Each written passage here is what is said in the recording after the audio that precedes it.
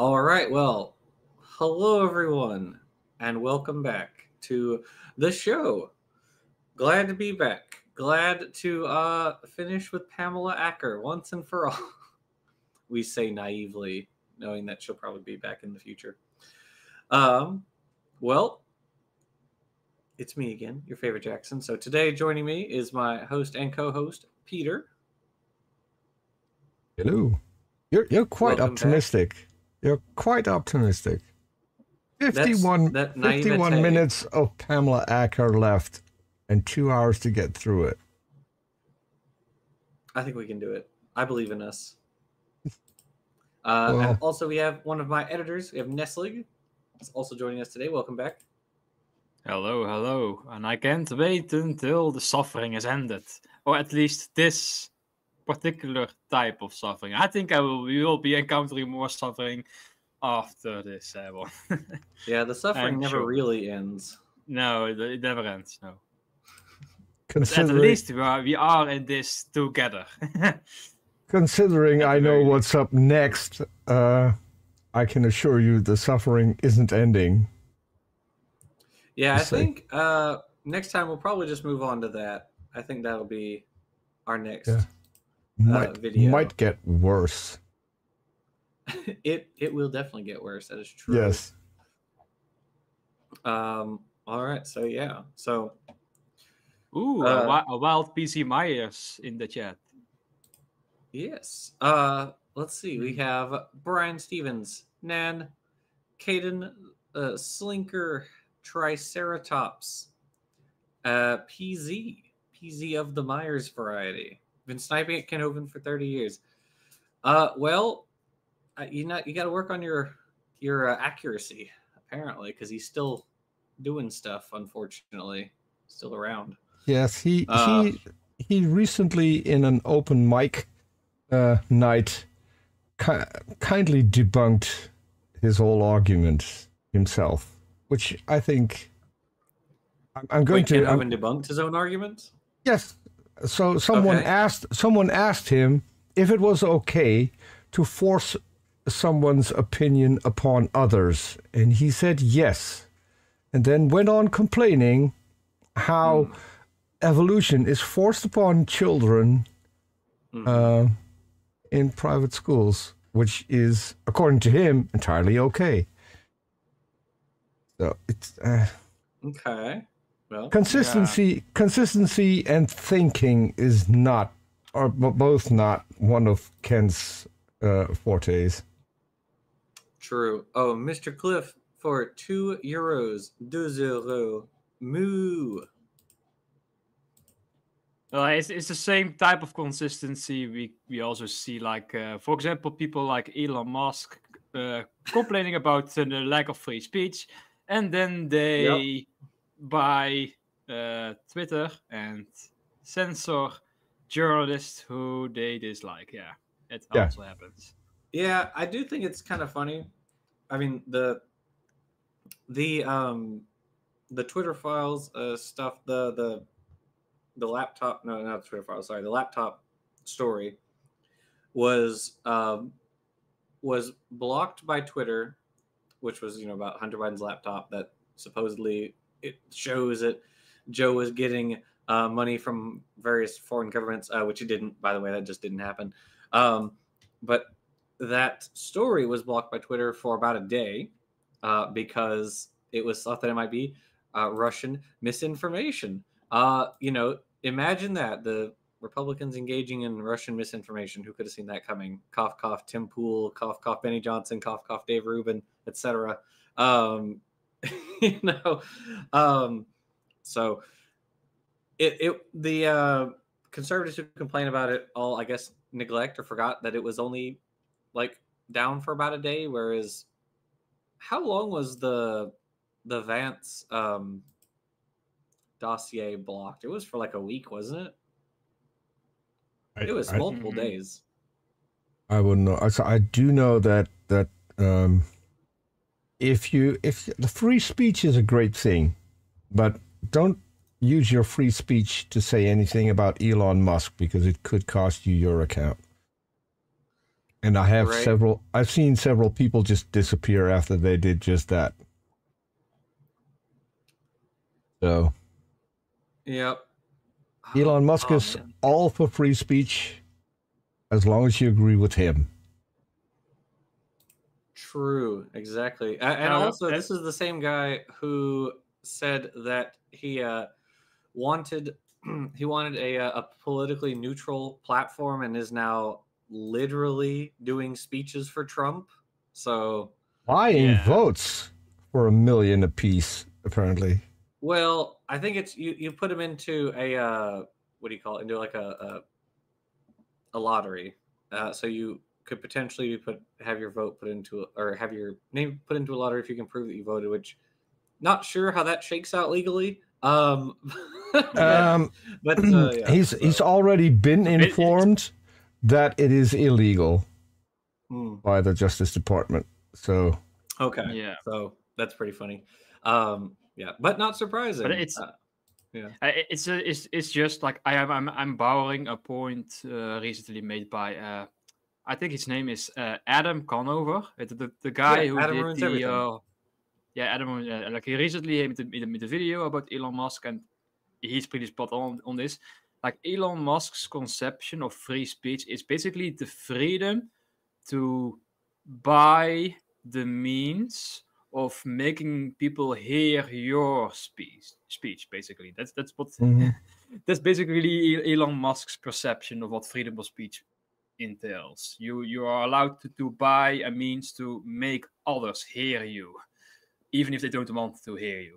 You are I free to listen to my speech. Is it? I yeah. guess. Yes, you're free to listen to me. Yeah.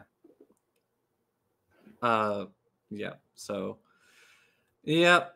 Um, yeah. So, anyway, let's see what else.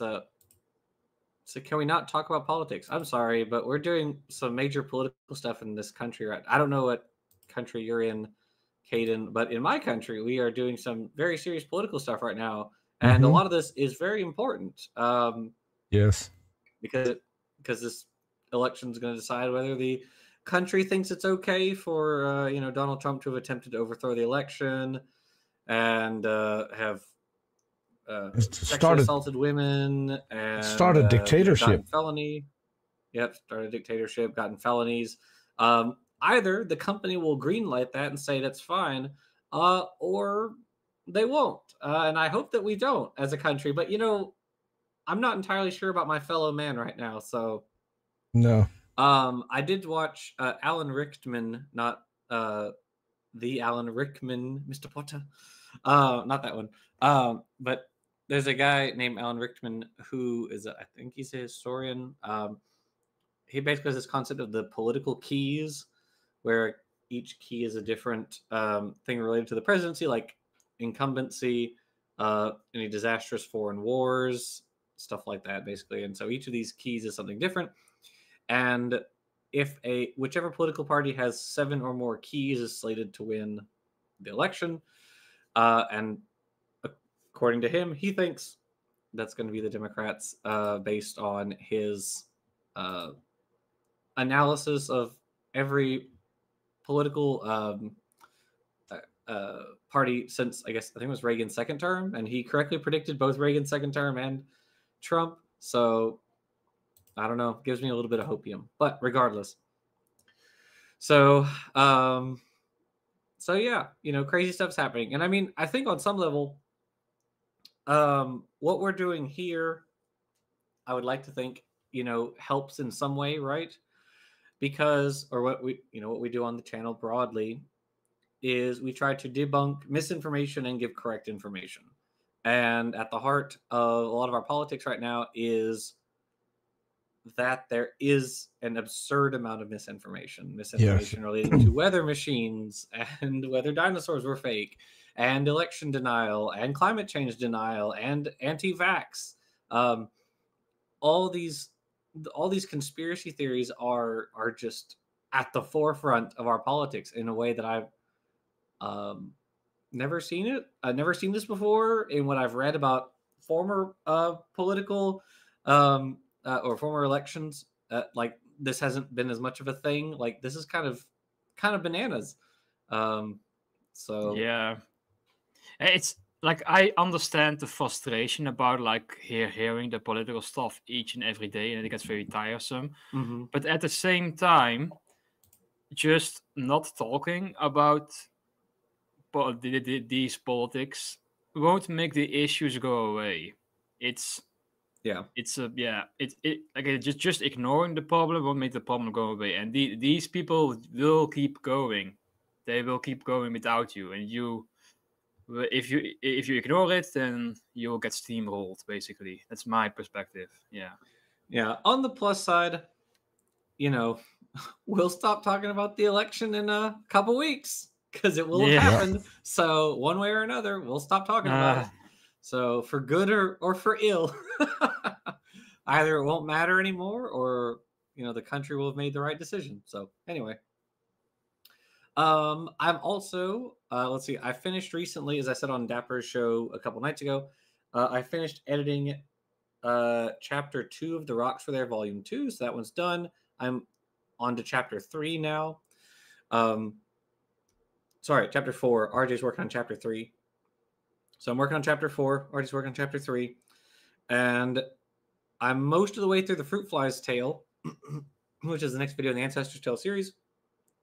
Thanks to Nestling, I now have the final paper that I needed for this script, so I can read that either this evening or tomorrow and try to finish the script and then send it out. So expect that video in the near future. So if you like embryology and you like Hox genes and all that sort of cool stuff, and what else we talk about? Like Turing patterns and all that sort of stuff. So you'll get to hear all about that.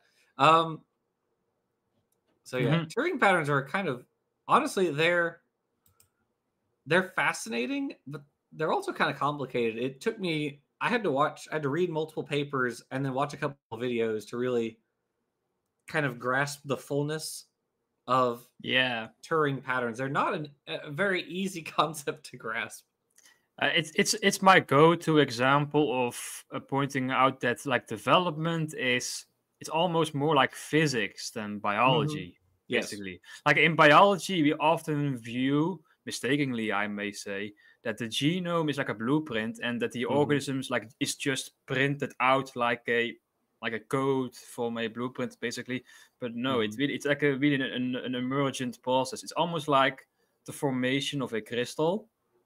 More like in a much more complicated way. Like basically, the Turing pattern is basically the freezing of a I think a good example is like the ripples in the sand at the beach. Basically, that's also one example for Turing pattern, right? Or maybe I'm mistaken about that. It's like you can get similar patterns with a Turing pattern. You can have these waves of ripples and such.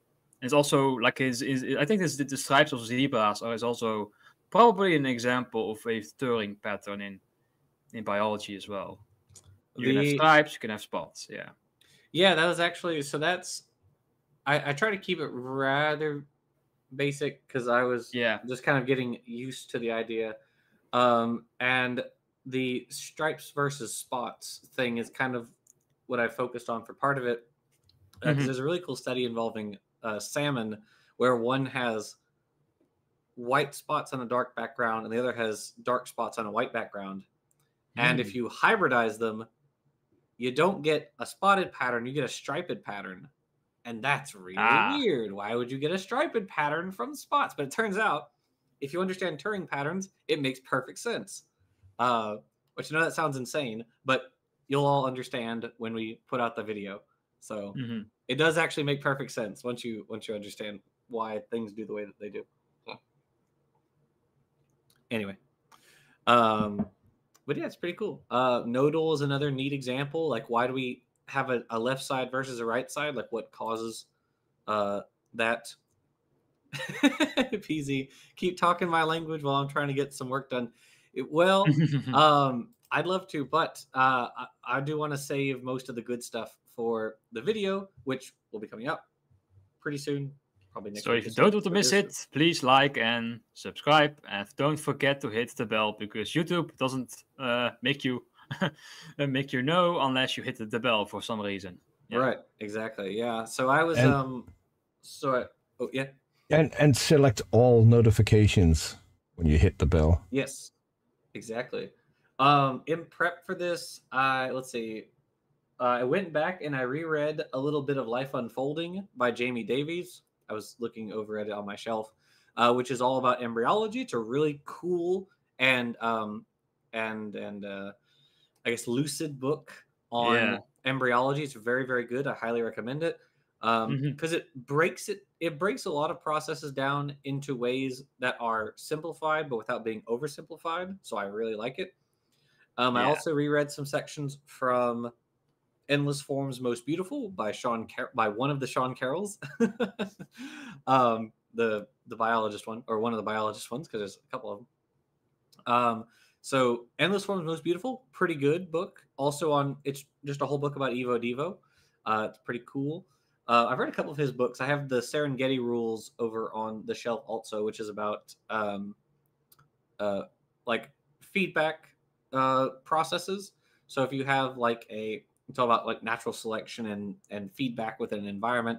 Well, it really goes through everything from like the genetics of feedback loops, whether positive or negative, up to like ecosystem level feedback loops. So if you have an ecosystem that's like collapsing, you could like insert a particular organism that's missing from that environment to stabilize it and get things back on track. So it's just Serengeti Rules, also really good. There's also what else? Oh, also Richard Dawkins just came out with a new book. I don't know if you guys knew this. No. So new book by genetic book of the Dawkins. It's pretty basic. It's kind of like an updated retelling of The Blind Watchmaker, but with lots of pretty pictures in it. So if you've read The Blind Watchmaker, it's kind of similar in a lot of ways. Well, I mean, Blind Watchmaker is a good book. Highly recommend it. But if you've read it, it's kind of similar sort of stuff. It's just basically what's the process of evolution, basically. So I also listened to like using Audible. I listened to the Life Unfolding, and one of my favorite parts of that book was like, I forget the developmental stage during embryonic development. There's like a point where basically the point where your brain is like decided or something. And there is like a very small chance, but there is still a chance, even though very small, that this part will split into two, and you end up with a conjoined twin, basically. And the implication is that there is at some point it's still uncertain whether you will become one person or two persons with distinct brains, basically, and which has some implications with about the pro-life position of when does the life begin? Like, does it begin before this point or does it begin after this point? There is no clear answer, basically. Yeah, there are some actual interesting like bioethical questions about abortion, right? But they all just kind of get flattened down to a baby's a human, or a zygote is a human. I guess I should say a baby is a human because at that point it's born. So, at that point, if you try aborting it, that's just called murder. But like a zygote is just a human, something like that. It's like, well, what does that mean? What does it mean for a zygote to be a human? Are identical twins the same person? Right, exactly. You get into some interesting kind of bioethical issues with like I think he mentions there's like 3 different points where that one little embryo could split into 2 individuals. And so like, are you potentially 2, or like, is it just 1 until it's 2? Like, what does that mean? Do each of these individuals possess half a soul and come together to form one full soul? So like, yeah, it's kind of interesting. There are some actual interesting bioethical questions, but you'll never kind of get to that level for much the same reason that you'll never actually get to anything interesting about biology arguing with creationists, or you'll never know anything interesting about physics arguing with flat earthers, or whatever. Like, because these people aren't operating at a level where they're aware of interesting things in biology. They're operating like you're up here, they're like way down here. They're trying to argue with you up here, but they don't actually know the basic stuff. So, it's I've never actually, I don't think I've ever really argued. I don't know, because I never really make it part of my thing. I don't know. I never really argue with abortion people anyway.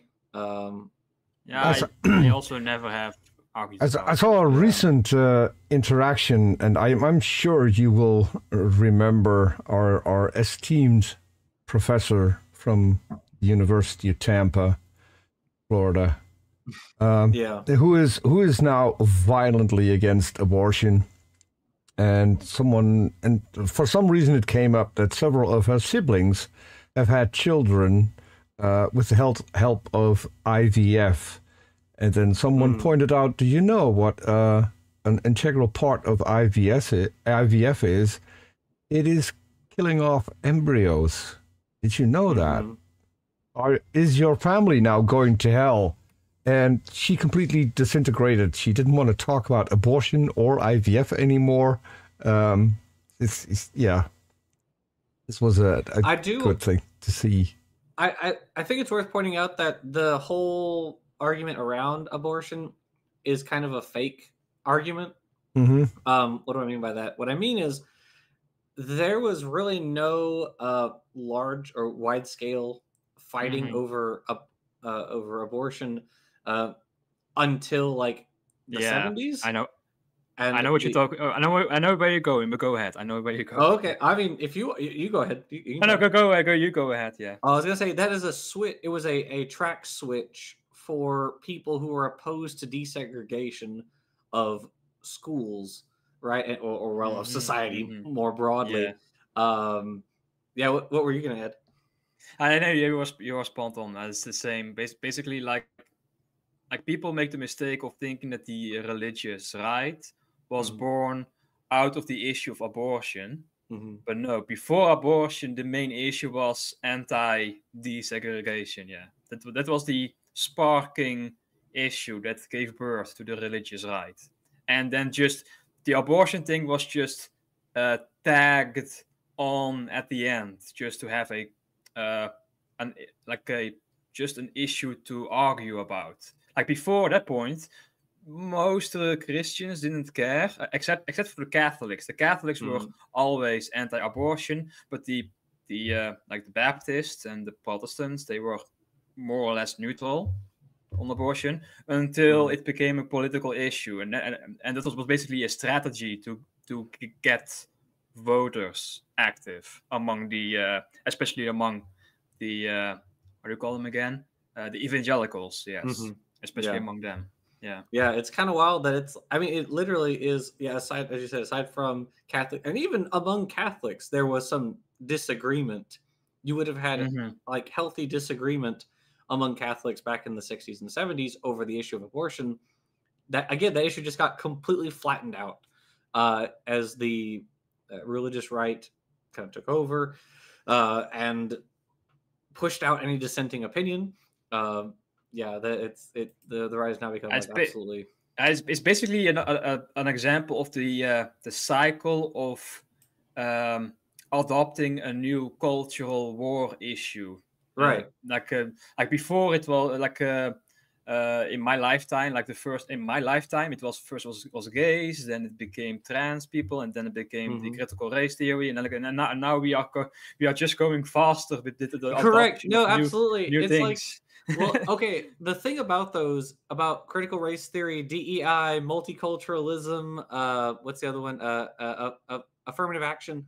These are all just different ways of saying black people. I mean, let's be real. That's whenever conservatives say any of those things, they just mean black people. Like they don't mean anything else, by it. So, it's whatever. But you're right. It's difficult in mainstream society to just come out and say gays are bad anymore. if you say that, you're even going to get people on a lot of people on the right to be like, that's a little outdated. But if you say, hey, trans people are bad, okay, they're going to be behind you on that one. And then, of course, DEI is the newest bugbear. Communist or socialist, that's another one that goes back.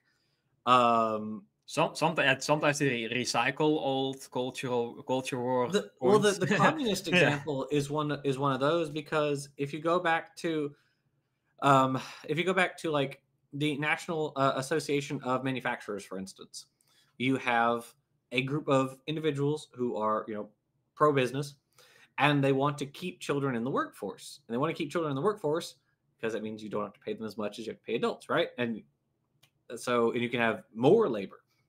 However, in the early 1900s, in late 1800s, you started having legislators pushing for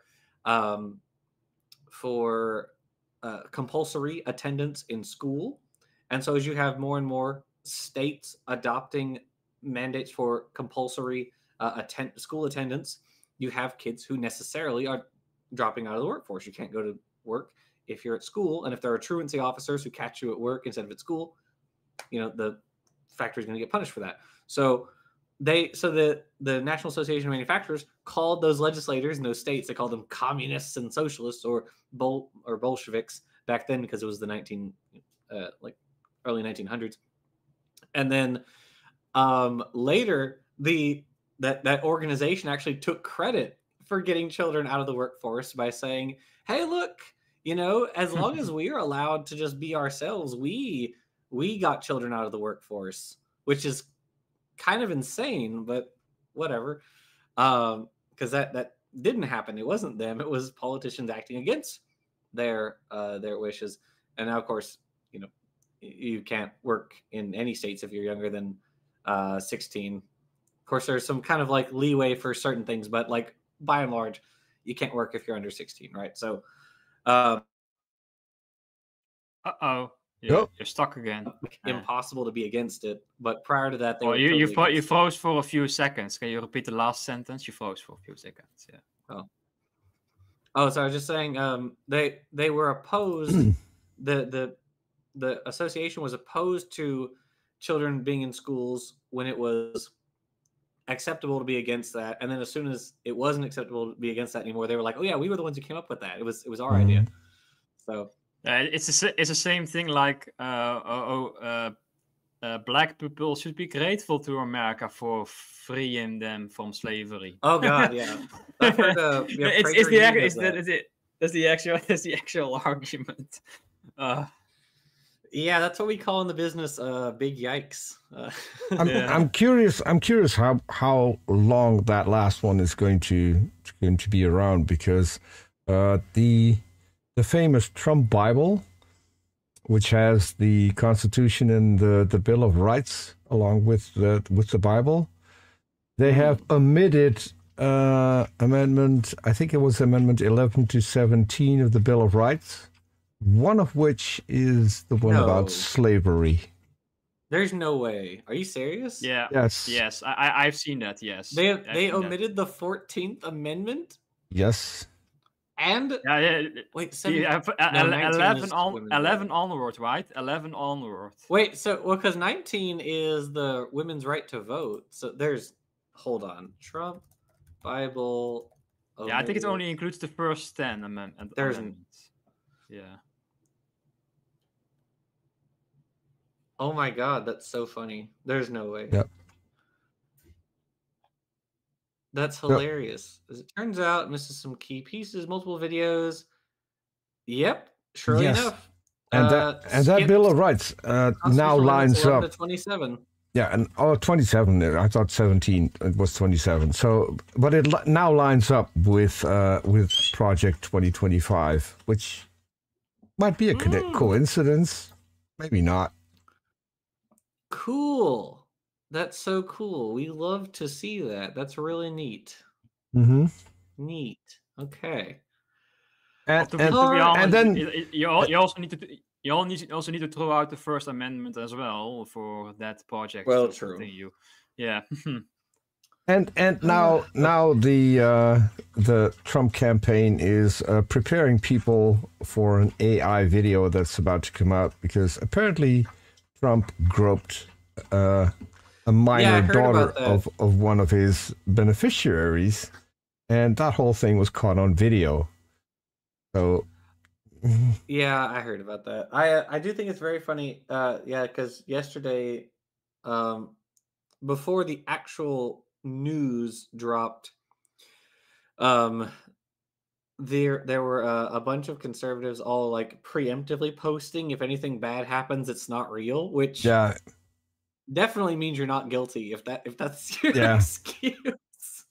If there's a video going to be posted, it's going to be AI, folks. Wait, what?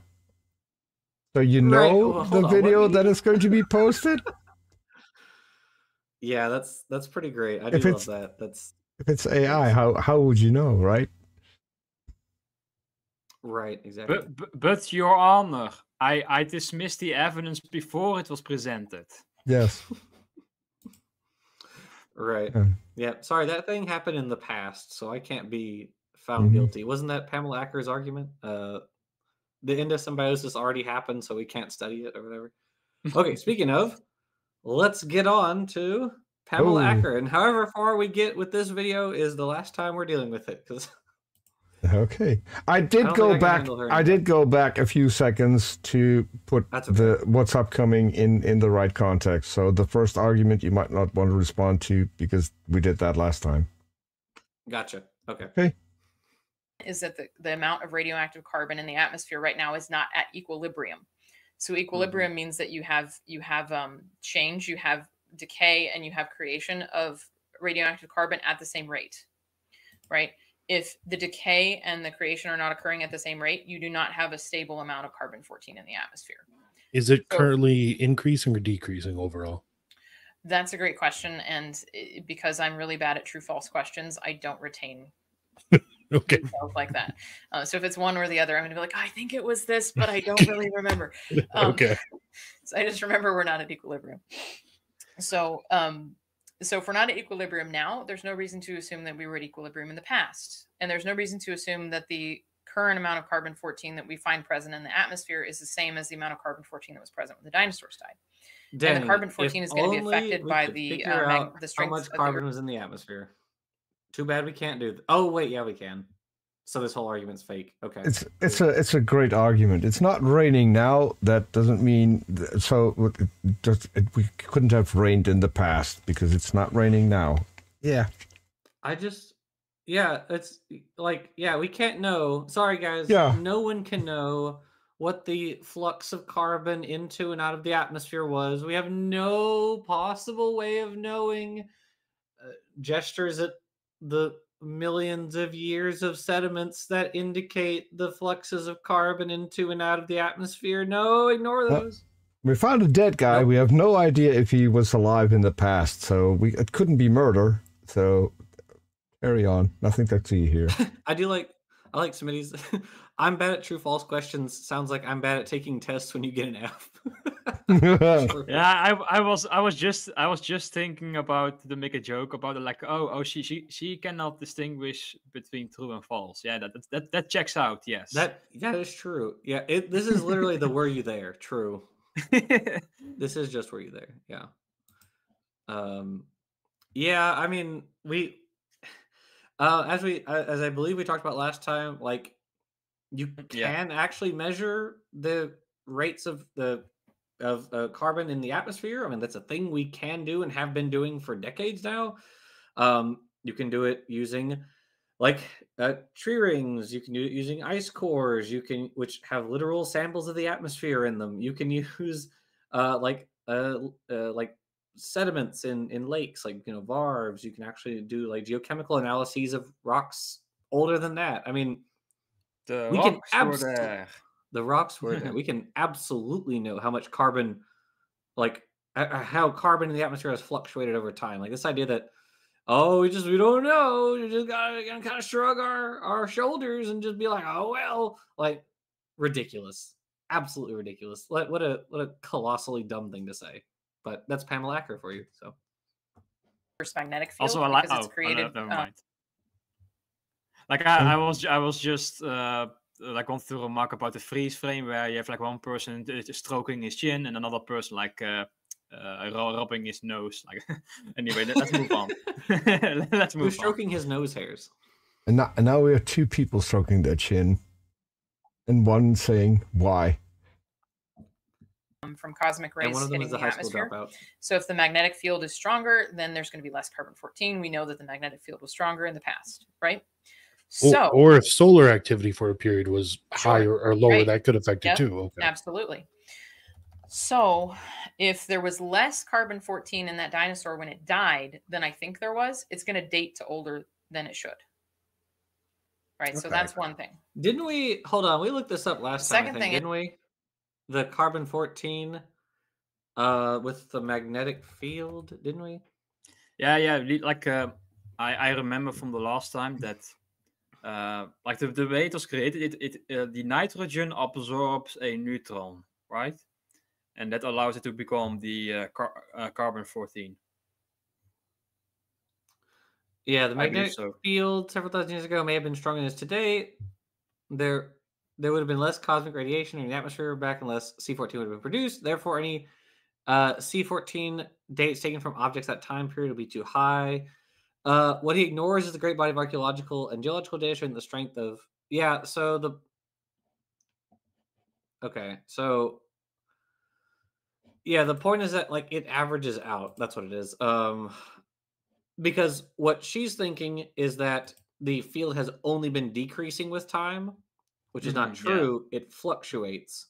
So you can have periods where it's lower, then periods where it's higher, and then periods where it's lower again, and so on and so on. You get these magnetic reversals, which again we can literally just observe within rocks, like all across the world. That's what magnetostratigraphy is using these magnetic striping patterns in the rocks to correlate. The rocks were there again. Yes. Yep, the rocks are always there. They know what you did. They were watching. So like this idea that like so you have to remember is that these all kind of average out, right? And again, these are things that archaeologists and paleontologists are taking into account when they're finding dates, or geochemists are taking into account. I don't know if you know this, but how far does radiocarbon dating go back to, and how far does the ice core data go back to? Do you know that? Radiocarbon dating only goes back to about, I think it's like 70,000 years. And then the ice cores go back to like 800,000 years. Yeah, that's more than enough to... That's more than enough to have a calibration for your carbon dates, basically. Yeah. Of course, she's mentioning dinosaurs, and probably is referring to non-avian dinosaurs, in which case you are not dealing with radiocarbon dating at all. There's no carbon in it. There's no bloody carbon in it. I have to assume that that's a closed system, that nothing ever came into or went out of it, right? Now, if I cover the entire Earth in water, water leaches everything. Yeah. Okay. So if water leaches some of that carbon-14 out of that bone, that bone is going to have less carbon-14 than I think it should. It's going to date older than it is, right? So that's another problem. And then the other problem Rob actually referred to a second ago, which is basically that we assume that the rate of radioactive decay is constant over time. Hold on a second. Wait a minute. Hold on. I had to think about that argument for a second, and I think that's bullcrap. The argument that water is going to selectively leach carbon-14 out of bone? That's bogus. What on earth are you talking about? If you have the carbon in the carbon is all throughout the bone. Water does not selectively leach carbon. That doesn't even make sense. Like, what? Am I crazy? That's the carbon that you put into your body by eating, right? By eating stuff, that is all throughout you. That's not just in like random spots. Yeah. That then can get selectively leached out. That is an insane argument. Sorry, that's just insane. Okay. Yeah. I also don't know what she could be referring to. Like I know that the reason why life, quote unquote, prefers the lighter isotope is because it's basically kinetics, right? Like the enzyme, particularly the Rubisco enzyme that does the carbon fixation. Like it works by kinetics. You need like the again, just to put it in simple terms, the molecules need to have some level of kinetic energy to react, basically. And the lighter isotope just ever so slightly needs less kinetic energy to go up the reaction hill, basically. And that's why there is a slight preference for the lighter element. But I don't know what she is referring to about, like washing away the heavier element or the heavier isotope. Yeah, no, that's insane. Again, just Yeah, like I don't. what I on have no. earth is I she have no talking idea. about? Yeah. Yeah. Okay, we can keep going. And we don't have any way of knowing that the radioactive decay is constant beyond the amount of time that we've been able to measure it. Right. So, and we have actually examples of things that we know the date of and we know the age of. Oh, We know when here comes something was Snelling. formed or when something died, and we radiocarbon date or it's not carbon dating, but it's radiometric dating. We radiometrically date lava rock, for example, and it dates Yep, there it is. Completely wrong ages. There are many examples of this in the scientific literature. Pause again. So, the date. Just very briefly on this again, because we talked about it previously. Andrew Snelling has no idea what rocks got dated because there was no geochemical analysis. He just sent some random rocks that he took from the Mount St. Helens eruption off to a commercial lab to date them, and they dated them. We have no idea what was in the rocks. He has no idea. Anyone who brings this up to you as an argument against radiocarbon dating or radiometric dating is lying to you, or they're ignorant. There's no in between. Those are the only options. They are either ignorant or they're lying to you. Sorry. Or both. You can also have both. Yep. Sorry. That was it. Dating itself is not infallible for a number of reasons because it's based on 3 assumptions that we know actually don't hold very well. So, all right, Nick, what'd you actually major in when you went to school? Like, what did you actually go to school for? Cell and molecular biology, but I had an interest in biochemistry. Crap at everything else. And my research that I did in graduate school was in vaccines and then genetics. So while you're going to school for this, what is the school stance? Is the school stance that they're teaching you this, presuming that evolution is true? Oh yeah. I mean, I had to take an entire semester of evolution in my undergrad just to make sure that I understood how it worked. You know, so even when I was in graduate want to school, know they're right. You do want to know where they're claiming, like where they're making their claims from. That's the best way to refute their arguments too, I would guess. Yeah, but I don't really, you know, I mean, this was like 20 years ago, but I don't remember being given actual evidence from like research or I don't remember reading journal articles. I just remember being told like this is how it works. It was indoctrination. Put it back to me. Yeah, I mean, I didn't read real journal articles until I was in graduate school. Oh, so wait, Yes, learning math and the basics of biology is indoctrination. Yeah, idiot. That's not surprising because Anthony here is a high school dropout. So I don't actually know about Rob. He might also be a high school dropout. Who knows? Wouldn't surprise me, you know. I love the idea that just learning the basics of any subject is indoctrination. So like, what a bunch of morons. And also, well, she says she didn't read any technical literature. Yeah, typically that doesn't really happen in undergrad. I maybe like a couple of classes like had me actually read technical literature, but by and large, not really. But like, they're not stopping you either. You can go do it if you want. I did because we have this YouTube channel in which we are reading technical literature all the time. And it's crazy how creationists never want to talk about that technical literature. Isn't that wild, Nestlig? It's crazy. So it reminds me of like I don't know if you've seen this, but I don't know if it was recent. Like recently I saw this video on like again. So sorry for being political again, but I Do saw it. this on Destiny's channel. I like I Destiny. don't So know yeah. if I don't know if it was a recent video or maybe a couple of years old, but he was like talking to a vaccine skeptic and like and Yeah. such, and he was complaining about like, oh, there is no studies that shows this this to be true, and then Destiny was like, oh, let me pull up this paper, or Right. can we read this paper, and then he just starts whinging. Like, oh, I cannot look at this, or we cannot look at this paper right now. No, we cannot do. Like, it's just, it's so frustrating. They complain about Mhm.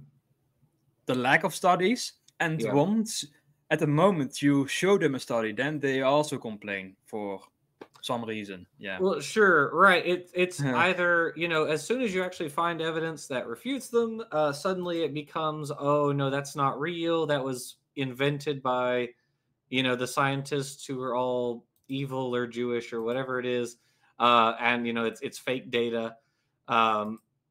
Well, PZ says, I'm teaching first year students right now. We do discuss primary research data, and that's fair. Like a couple of my classes did do that, but most of them didn't really. Most of them didn't focus a whole lot on primary literature. But I took a class that I really liked. It was called Biostat. And in that class, it was basically data analysis. You take a set of data and then you do different statistical tests on it. And then that tells you if there's like a statistically significant correlation between your variables and all that sort of stuff. So anyway, but yeah, so and I mean, like, we did, or Dapper and I did that with Bread of Life. We told her, or I told her in advance, like, hey, let's discuss this one particular article.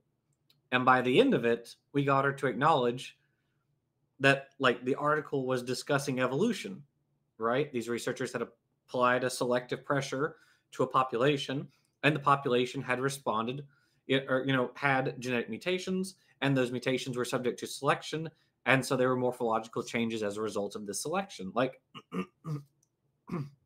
that's you know, that's evolution right there. And so she acknowledged it at the end, but we're just kind of like, I don't really care. But typically Dapper and I don't even bring up, like, we don't go through like technical literature with creationists on stream, usually because, like, they don't know enough about biology for it to matter anyways. So yeah. All right, we can keep going. You were an evolutionist while you were in college for this stuff. Yeah.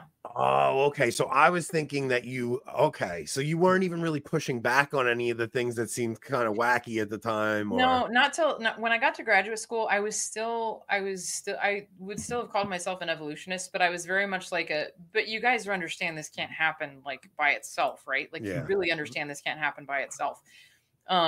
And I didn't have as much stuff come up in class then, because by the time you get to graduate school, you're dealing with real science, which means you're not actually talking that much about evolution, even though it's referenced in just about every paper that you read. There'll be some connection to the evolution of this or the evolution of that. And this is this way because my thesis involved evolution, but whatever, I guess that doesn't matter. It's fine. I don't care. Whatever. But but you just kind of skip over that and you actually read the actual data when you're trying to analyze it for a class. But so I didn't have an opportunity to really push back much about it in graduate school anyway. I was kind of also busy pushing back about the aborted fetal cell issue, and that was about all I could handle at the time. So it's so crazy. So because you're a cradle Catholic, we were bonding over our cradle Catholic. I do think it's funny how she takes this great issue with aborted fetal cells, but like she has no problem with using like HeLa cells. The morality really just kind of stops very, very rigidly at the whole fetal cell thing. But Henrietta Lacks cells, no, it's fine. Don't worry about it. There's no moral quandary there. Like, okay, all right. Whatever you say. Sorry, Yeah, you don't talk about Evo in grad school. Yeah. I mean, mine was on uh, my master's thesis was on iridescence in beetles, and uh, beetles, in particularly in dung beetles. So you have Scarabaeidae, which is the family, then Scarabaeinae, which is the dung beetles proper, and then within that you have several different tribes. Well, you have a bunch of different tribes, but I looked at a couple of different tribes in particular that are in the New World. So like Phenaini, and there's drawing a blank all of a sudden, but there's several New World tribes of these beetles, and they all have iridescence, and they have the same mechanism of iridescence. So iridescence kind of popped up in multiple groups, and then we kind of expanded it. We looked at beetles that are also in the Old World, and they have some of them have the same type of iridescence, although other beetles have independently invented a different type of iridescence. But all these dung beetles have a very similar, basically the same type of iridescence, and it arises as a result of them having very similar underlying developmental mechanisms. So they're kind of, I guess you might say, pre-adapted for developing this one particular type of iridescence. It also sounds like facilitated variation. I don't know if you're familiar with that concept, facilitated variation. I don't think so. Like it's I forget scientists who proposed that concept, but basically, you have like in this case, in your case, you have the but in a different case, you have like the butterflies. I forget the genus, but they tend to evolve like a very similar pattern, which is very common when it comes to like Mullerian mimicry. And basically, what they say is like because they have like a particular quote unquote toolkit that facilitates some adaptations. Basically, it facilitates these. That's basically the basic concept of facilitated variation. I may be explaining it a bit wrong, but you can also look it up if you look it up online. Okay. Yeah. It is kind of funny. You can always tell a convert through their language, and they bring a Protestant ethos into the Catholic sphere, which I love. My Protestant. If they mention the Bible every couple of minutes, convert, guarantee it. or if they're constantly talking about the Church Fathers, like Joshua Charles is constantly about the Church Fathers, trying to explain to everybody why I came to this crazy place that you all think we worship statues. But so. I don't even know. I don't know. I know some cradle Catholics who talk a lot about the Church Fathers. So yeah. Well, that's a good thing, right? But I just snorted. All right, I heard that. There's probably an evolutionary reason for that. So your upbringing, like you had never left the faith or anything, right? You didn't have like a reversion. You actually kept your faith throughout this entire process. By the grace of God. Yeah, well, me and Rob talk about that too, because I was cradle Catholic. There was never a time where I didn't believe in God, but there was a period where I lived as though God didn't exist. I was a really bad Catholic for a while. Catholic, so, but yeah, that really is amazing. So about how long ago did you start coming around on this? About 10 years ago. So I was teaching at the time at an all-boys school in Richmond, Virginia, and my colleague Billy Doran was, he attended the Latin Mass, and at the time, I was the sort of person who looked at him and said, "Well, what makes you think you're more Catholic than the Church?" Now you're one of those radicals. It's great. Well, I'm pleased to attend any Mass that our Lord is. These people are idiots. So very true, PZ. There are certain ones that I won't go to, and others that I will happily go to, and the choices I make would surprise some people. So, but he was just very insistent, wait, we talked about that one last time. I needed to go to this talk that this Hugh Owen guy was giving at the TLM church. And I was like, well, in the first place, this is at the TLM church. And in the second place, like, I'm not interested in evolution from a theological perspective. It's not a theological question, is what I thought at the time. Right. So I went the next day to hear Dr. Joseph Strada give the talks that I now give when Mr. Owen travels and gives a weekend seminar. So, I was so excited by what he was saying, because he was not only saying things that I had already thought, but of course none of my colleagues would confirm or discuss with me. He was saying things that I didn't even know, that I was like, oh, that also means that evolution couldn't have happened by itself. That also means that evolution couldn't have happened by itself. And then because I'm primarily phlegmatic in my temperament, which surprises a lot of people because of the public persona that I have. But inertia works for you and against you. So I was already there, so I just didn't leave. So I listened to Mr. Owen's last talk, and in his last talk, he talked about the character of God and basically what you have to believe about the character of God, you know, and that was This is that just was another Ken Ham talking point. Who cares? Until I understood that the way that understood in a super concrete way that the way that God created the world reflects on who God is, and then if God created the world the way that he said he did, that he created it perfect, he created it for us, that said something that was the God that I believed in. I didn't believe in a God that was going to create through millions of years of death. I didn't believe in a God that was going to create an imperfect world and somehow through struggle and strife and mutations and, you know, just horrific dead end existences of these organisms that just didn't make it. Again, was going to somehow bring.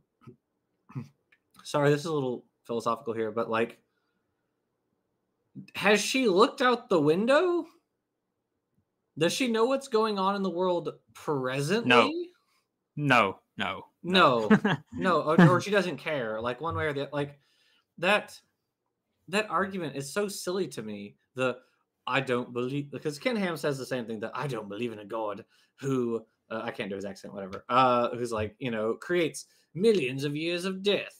Like, so sounds more like British. What are you talking about? Like, what do you think is going on in like the Middle East and in Eastern Europe and in, you know, Central America? Like, people are dying all the time. People are getting murdered all the time. Like, I don't know.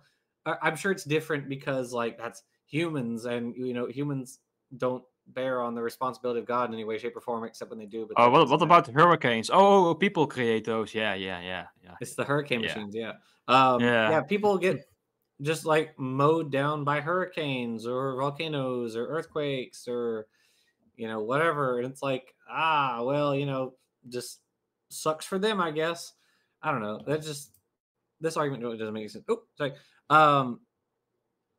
Savage. I can't ever see the rest of it on my screen. Peter, would you mind? Savage. Yeah, I can. Savage. They are evolutionizing our kind, our kids Cobra. They're evolution. Okay, Savage. They're evolutionizing our kids Cobra. Thank you, Peter, for $4.99. Tradcath in a nutshell: Jesus will hate you if you don't worship him in the language of the people that nailed him to a stick. True. Yeah, sorry, it cuts off the rest of the name for me on the sidebar. So okay. True. I don't know. It kind of baffles me to say on the one hand that like, well, God wouldn't allow suffering to happen, gestures at all the suffering currently happening. Like, I don't know. I'm sure they're apologists. I'm sure they have some explanation for it, but like, that just kind of seems stupid to me. Whatever. I'm not a philosopher. Anyway. I like how she said that she doesn't believe in a God that didn't create a perfect world. You know, the perfect Adam and Eve who perfectly disobeyed God and perfectly went against his command not to eat of the tree of knowledge and good and evil and got kicked out perfectly out of the Garden of Eden. And then the rest of the world kind of evolved perfectly, so God had to perfectly kill everyone with a flood. Perfect. Everything was perfect. That's the God she believed in. Perfect. It was perfect. It was a day of love. Yeah. Everyone was perfect. Yeah. Don't remind me of that. That's okay. Sorry.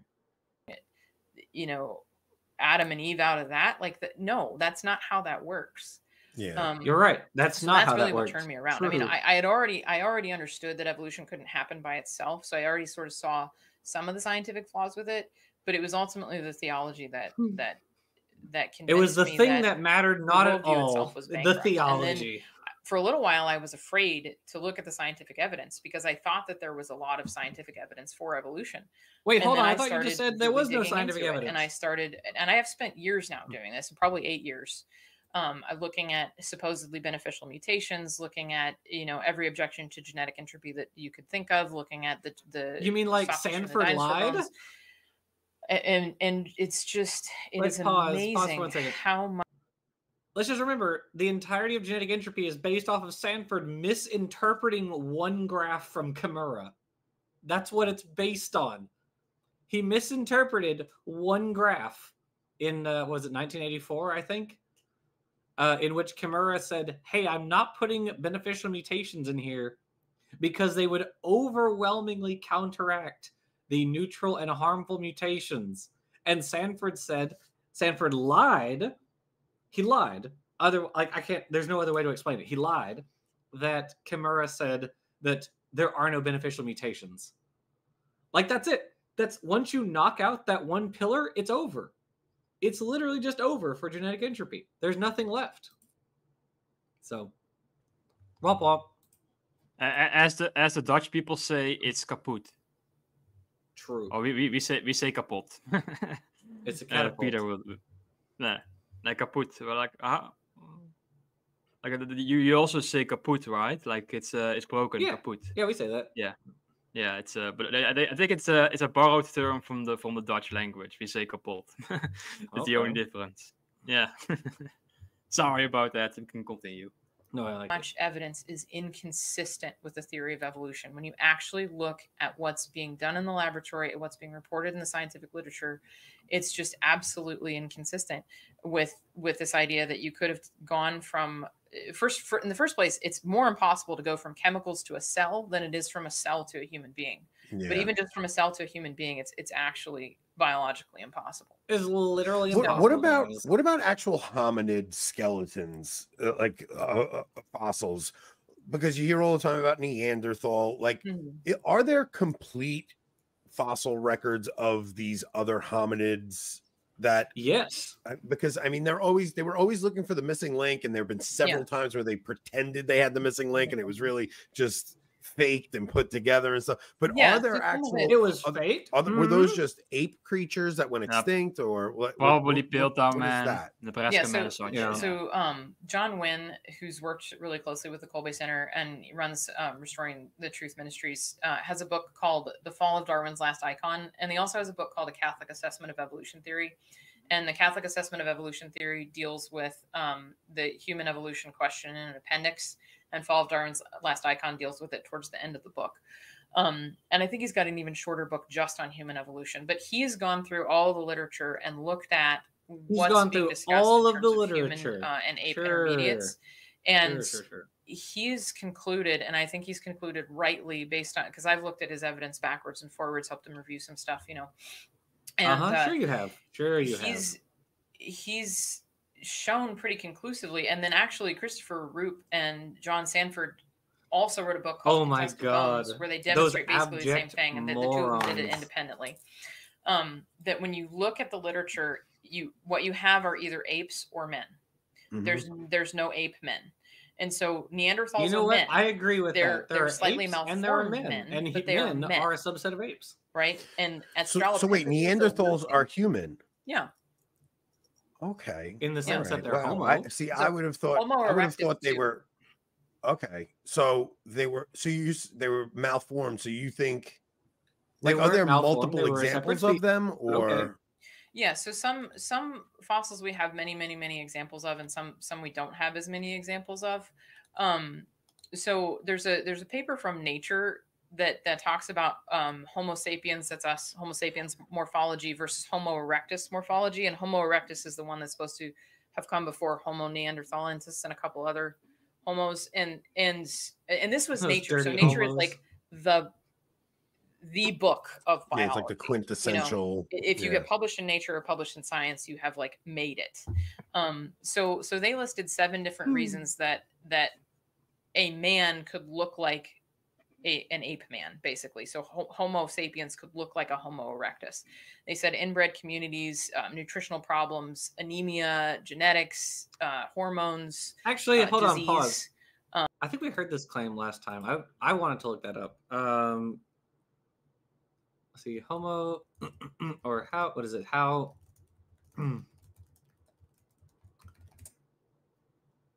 Because that sounds kind of bananas. I'm not sure if I buy that. What was it? 7 ways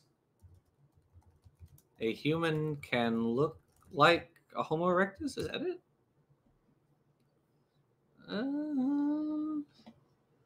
It's weird that that was a thing I could fill in the chat with, or the blah, blah, blah, the search bar.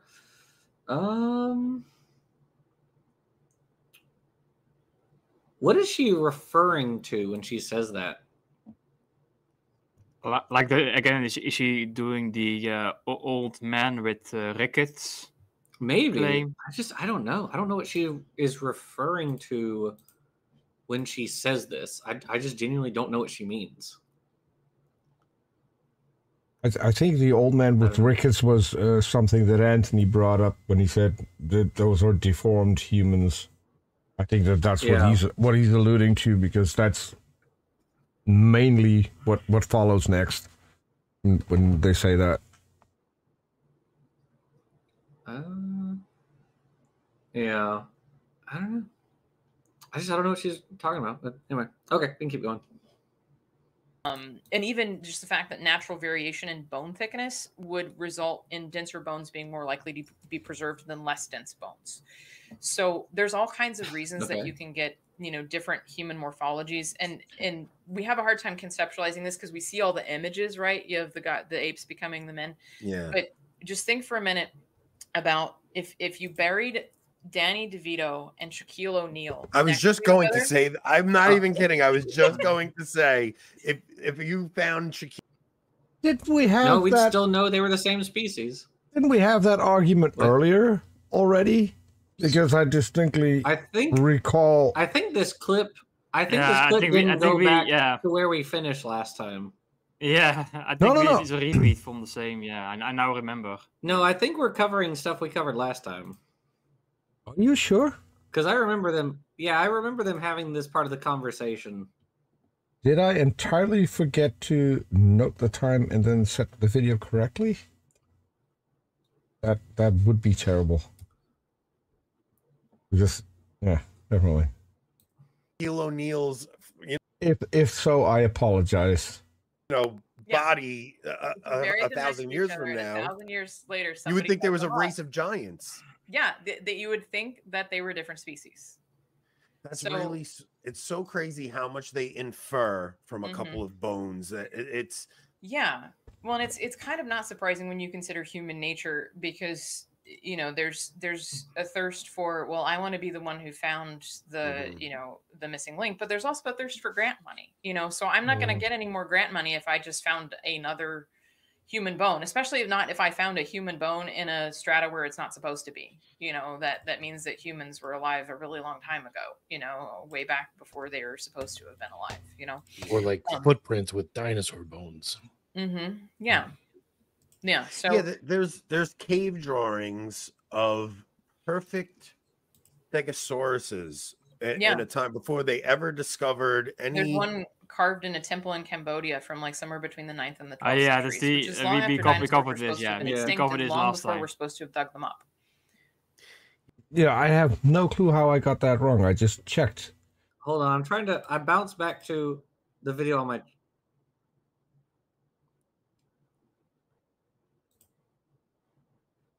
Hold on.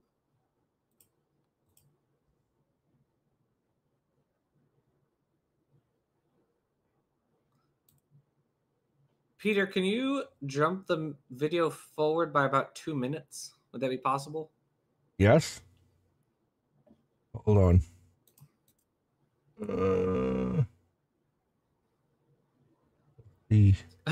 No, Origami Swami, you're absolutely right. Is there a difference in the foramen magnum placement? Yeah, no, there's not going to be a difference in that.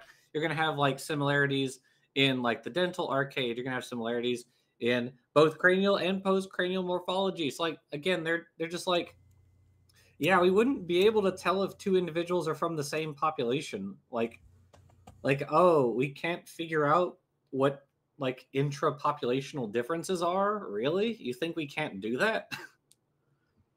I don't know. It just kind of goes back to these people are like bottom of the barrel stupid and they don't know anything about any of the fields that they talk about. This is just projecting your ignorance onto the scientists. Like they are like oh I would think Danny DeVito and Shaquille O'Neal are different species, so probably the scientists will also make the same mistake that I would do. Yep. No, they wouldn't. Right. No, Savage, they're evolutionizing our kids Cobra for $4.99. These people are blithering idiots by Tredcath standards. True. Mm-hmm. Yeah, it is just projection. It's just I don't know how evolution works, and I have to protect my kids from understanding it. You know, yeah. The Simpsons meme. Okay, I jumped forward, Jackson. So okay.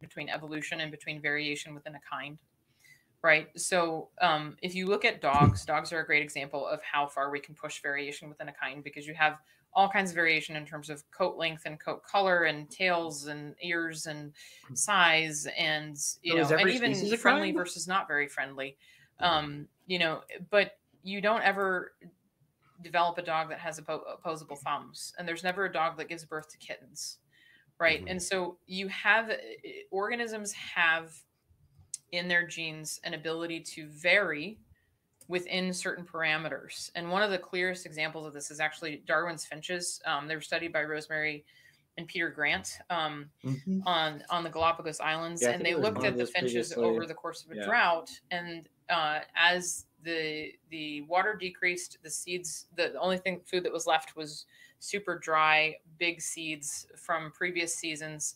And the birds that had larger beaks survived. And they said, look, this is evolution happening. These birds have bigger beaks than they had before, but then the drought went away and the average beak size decreased because the birds had the ability to produce slightly larger beaks, slightly smaller beaks, and the ones that would survive would depend on what the environmental conditions are. So that's where you get adaptation, because natural selection is a thing. Yeah. So if all of a sudden, the environment changes and a certain kind of trait is not favored, the individuals with those traits are going to die off. But that's you breed two big dogs, you're going to get big dogs. You breed a Chihuahua with that's why you get these different breeds of dogs. You'll get different sizes and variations. So, but wait, now with the finches, because I remember arguing with somebody about this one time, and he was trying to tell me that the finches were actually different species. So they are. Well, there's supposed to be 14 different species, but if you use the biological definition of species, which is animals that can interbreed are the same species, then there is at most 6 different species, and there might be only 1 different species. So that's just not true, but okay. The Darwin's finches, the 14 different species, don't interbreed because they're on separate islands, but not because they're actually different species. So you can have geographical isolation, and then you get changes in traits like beak shape or even foot shape or feather actually pause for a second. Things like that. There's one population of finches that are like on the brink of going extinct because they're a like subset that won't interbreed. They're on the same island as another population of finches, but they're a subset and they won't interbreed with that other population. And so they're in danger of going extinct. So the idea that like, oh no, they could all just willy-nilly interbreed with each other is stupid and wrong. So, surprise, whatever. Because when you have a small population that's isolated from another small population, anytime you have a small population, if you have a single mutation arise, it's more likely to get fixed in that population. It's more likely to stick around. And if you have some sort of event like a drought or a flood or something that's going to eliminate a lot of the population sort of non-specifically, although a drought would be a little bit more specific, but a forest fire, a forest fire doesn't care whether you have a big beak or a small beak. It's if you're in the way, you're just going to get burned up, So and eventually she will say, but they are still finches. They are not turned into rhinos. They have not turned into rhinos. No. genes They're from the not genome that monkeys. might actually be favorable to the organism, but just because those individuals happen to die that day, they are no longer in the gene pool. So when you look at natural selection and adaptation, you have to remember that whenever you have change in a population like that, you usually have loss of genetic information. And that goes back to the problem of genetic entropy, right? A Chihuahua will never give rise to a Great Dane because a Chihuahua has lost the genes for well, Great Danes don't have long fur, but it's lost the genes for size. Chihuahuas have lost the genes for long hair, right? They don't get them back unless you breed them back with something that has longer hair. Yeah. Oh, Once you've really? lost something, you can't just get it again. Hold on. Wait a minute. Wait a second. Hold on. That's a very dangerous argument for her to make.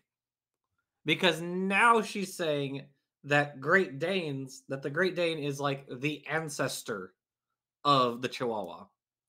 This argument that for this argument to work, ancestral dogs would have had to have been equal in size to Great Danes.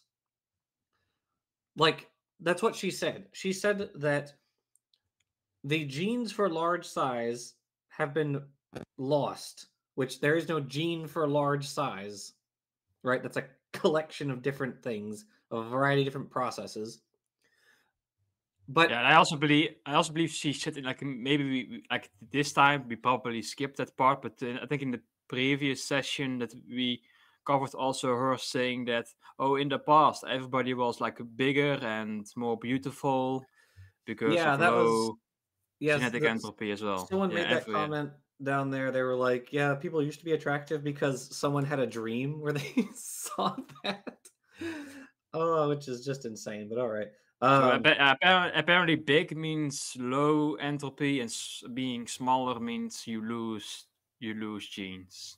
Yeah, so small it's a one way street. It's a one way street, basically. Yeah. Yeah, so that'd be really awkward then if like, something that were smaller in a couple, became larger over time. Like, I don't know, humans? Like, I don't know, because the like average size of like humans in the US has increased over time. So wouldn't it be kind of awkward if like that happened? That'd be weird. Good thing that didn't happen, right? I also like that she said the Chihuahuas have lost the gene for long hair, and the short-haired Chihuahuas would cheer when she says that. The long-haired Chihuahuas would like to have a word, I think. I mean, this is insane. Everything she says is like a new level of insane. Yeah, and then after a couple 100 years, humans will be the same size as those people in the movie Downsizing. Yeah. Because that's what genetic entropy means. We will become smaller until we are only a single cell, apparently. Like, I don't know. That's how genetic entropy works. That's probably why she thinks it's impossible for a cell to go to a human, because humans can only go to cells. It all makes sense. The lore is consistent now. And in all fairness, if that would work, full circle. If that would work, that would greatly help with the housing problem, overpopulation, the problem that we're running out of food soon. I mean, if we get smaller, then all of that is basically fixed, isn't it? Thank you, God. True. God had a long-term plan. He was playing the long game, the long con, if you will. Yeah. All perfect. That's ultimately the real story of genetics. It's a story of loss, of winnowing, of sifting, of culling. It's not a story of building up information and taking something. In all fairness, she does have a point, because up until the 60s of the last century, the previous century, we didn't have a lot of young Earth creationists, and then people start losing it more and more until now. Here we are listening to people like her. So that's the real genetic entropy. Yeah, there is a loss somewhere. Very, very simple and making something much more complex. I think I remember I think this is like a vague memory of mine, but I think Darwin Like said his when high you school education. breed incestuously, you get these changes more dramatically quicker, which would kind of go back to your Neanderthal theory, right? Where if you'll get these one, not her theory, which and would, two, it's not a theory, it's a debunked idea from like 200 years ago. But whatever, go off, Queen. if it were true, it would line up perfectly with Adam and Eve and Noah's flood, because both started off with a lot of incest, right? So True. Also, that's the opposite of what's happening. You have decreased variation. When you have this decreased variation in a smaller population, you are going to have a greater rate of spreading of alleles, but you're not going to have an increased rate of generation of alleles because you have fewer individuals. You have a reduced chance of generating alleles if there are fewer people or fewer individuals of whatever the population is. Change defects, whether they're defects or something else. If you're inbreeding, you'll get these strange mutations that will come up. Yeah, you can get just what like looks Noah like and new the body kids. plans, but really it's just deformed body plans. It's like Homo florensis and like Papua New Guinea.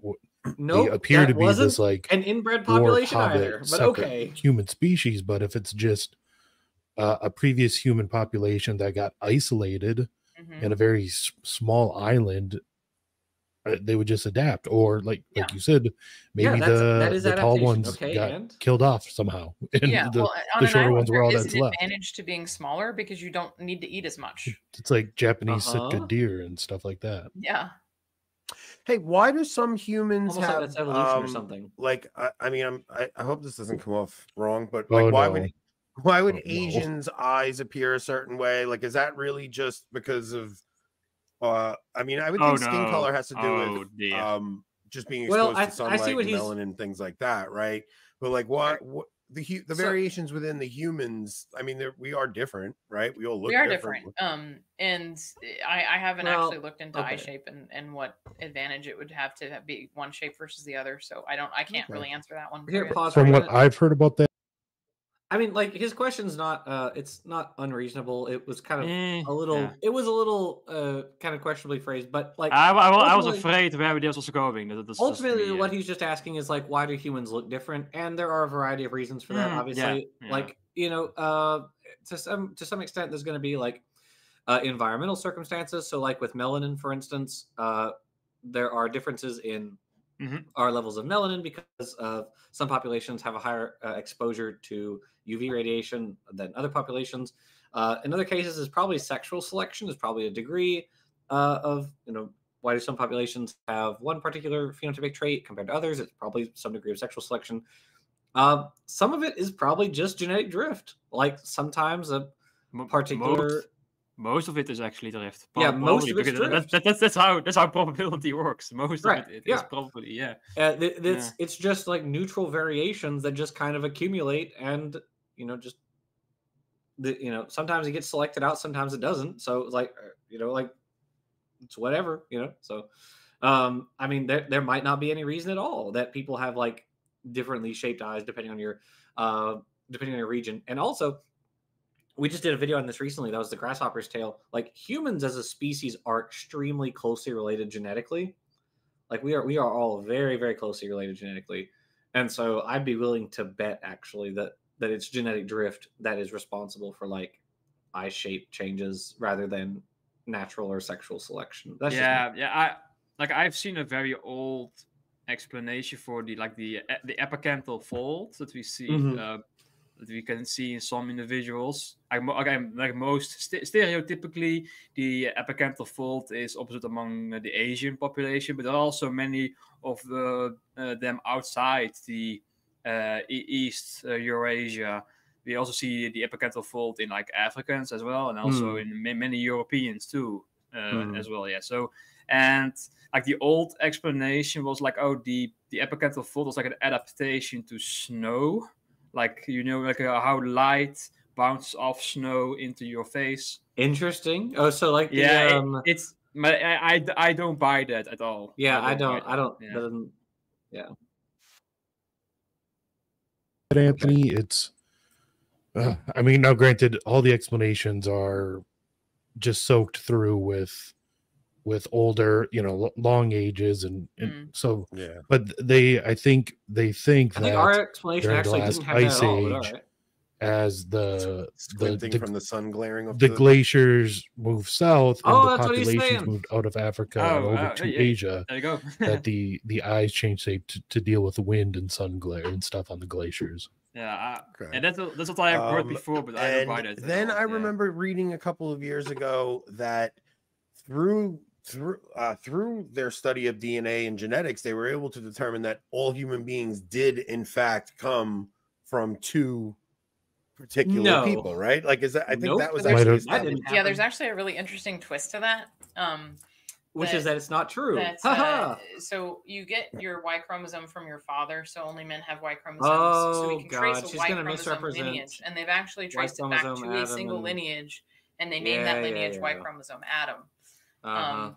So then they regretted naming it Y chromosome. Which, of according course, I to would you, imagine. is Noah. But you Right. can trace your lineage back to Y chromosome Adam, and all men on the face of the earth are only 500 mutations removed from Y chromosome Adam. And at the rate of mutation that we observe in human beings, that would take at most 10,000 years.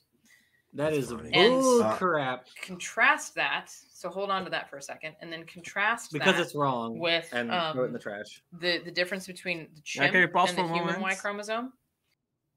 I think this is the basic mistake that Jensen, I believe is his name, makes. He assumes that the mutation rate equals the substitution rate. Yep. Yeah, yeah, and they are not the same.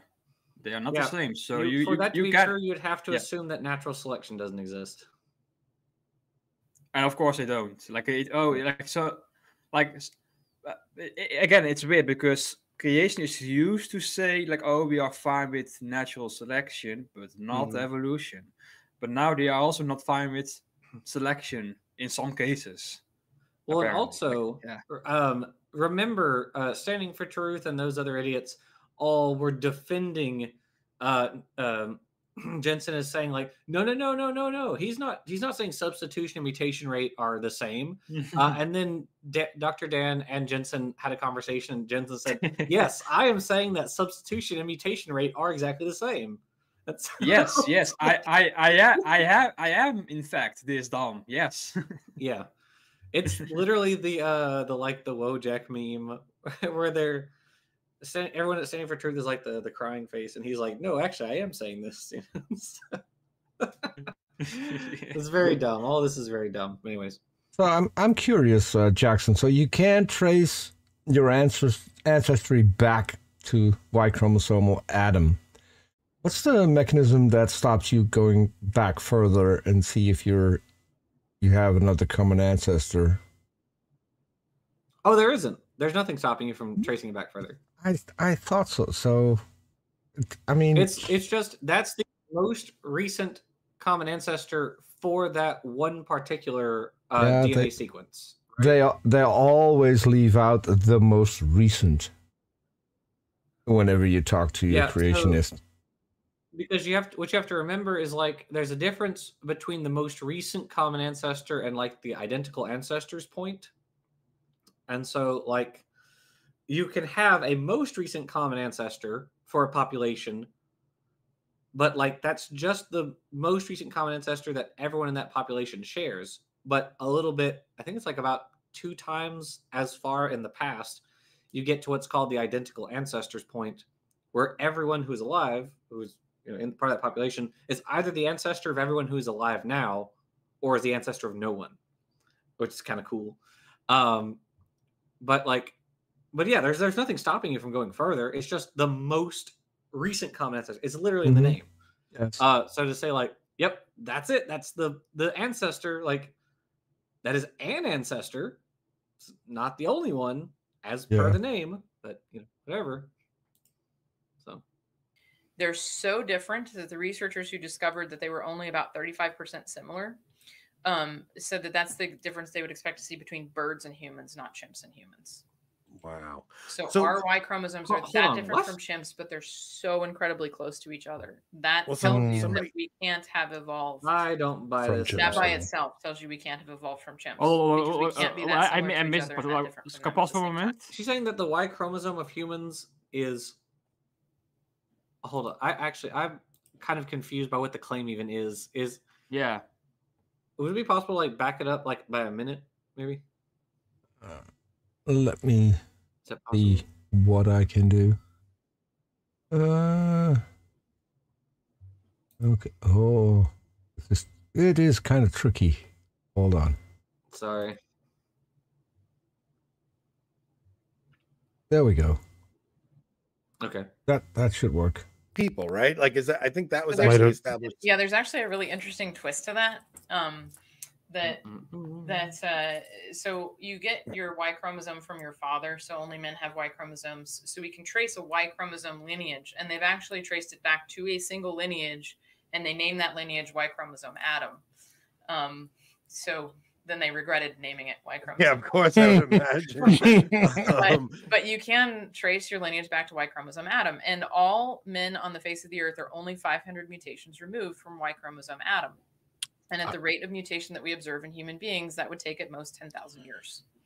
That's funny. And contrast that. So hold on to that Okay. for a second, and then contrast that with the difference between the chimp and the human Y chromosome. They're Mhm. so different that the researchers who discovered that they were only about 35% similar said that that's the difference they would expect to see between birds and humans, not chimps and humans. Wait. Okay. Pause. So Okay. our So they're saying that our Y chromosome is only 35% similar to. Well, birds don't have a Y chromosome; they have ZZ chromosomes. I think she's saying that like You would the expect degree. that, I guess, or based on like the I time think she- difference. Okay. I think she's saying like the difference between the human Y chromosome and the chimp Y chromosome is about the same as the overall difference between the human genome and a bird genome. Of course, I don't buy that. Of course, Let's see. Yeah. Here's a. but I know that like our the Y chromosome among all apes, not just humans and chimpanzees, but all apes, is very divergent. They are divergent. That is reason- true. Yeah, and compared to the other chromosomes, and the reason, like one reason, is because the Y chromosome does not recombinate. Mm-hmm. Like all the other chromosomes, they undergo genetic recombination. So what happens in the Y chromosome? The Y chromosome is very susceptible to what's called genetic sweeps. So when one variant reaches fixation, the whole chromosome reaches fixation. But in the case of recombinant chromosomes, when like you have like one beneficial variant, it doesn't drag all the other variants with it across the whole population, basically. But in the case of the Y chromosome, it does. So you have like a much faster rate of change because all the mutations are being dragged along each other, basically. And it is also, I think it's also like Erica also Okay. discusses this. Yeah, Okay, Erica I also found discusses this. The claim. I found her. Oh, first of all, she got the number wrong, but I found the claim. For example, this is from a 2020 paper titled "Dynamic Evolution of Great Ape Y Chromosomes." So I'll link it here in the side chat. There, you can put the chat. There you go. I think somebody already mentioned it. She got it around. It wasn't 35% different. It was 35% different, not 35% similar. Yes. Yeah. So, for example, the chimpanzee Y is only half the size of the human Y, and the percentage of gene families shared by these two chromosomes, 68%, that split about 6 million years ago, is similar to that shared by human and chicken autosomes that split 310 million years ago. Okay, so I think that's what she's referring to. But yeah, she got the it's backwards, basically. Okay. All right, Y we keep going. chromosomes are that different from chimps, but they're so incredibly close to each other. That Well, tells you somebody- that we can't have evolved. from chimps. That by itself tells you we can't have evolved from chimps because we can't. Well, we didn't evolve evolve from chimps, so true. Yeah. Somebody pointed out just how different men are from women. Mm-hmm. It's like, we're about 98% the same, and look how different we are. Hard Knock Life wants to know why do Italians talk with their hands so much? Is there a genetic? I don't know because I'm not Italian and I also talk with my hands. Definitely genetic entropy. That's we do have some audience questions. Well, hold on though, because okay, go ahead. So you say all men can trace back to one Y chromosome, Y chromosome women, line, but right? women can trace to 3, right? Yes, 3 mitochondrial lines. Why? Well, there was Noah and his 3 sons, wrong, and his son's 3 wives. So women that are alive today don't get their mitochondria from Noah's wife. They get their mitochondria from one of Noah's son's wives. Okay, pause. This argument is again very, very stupid. This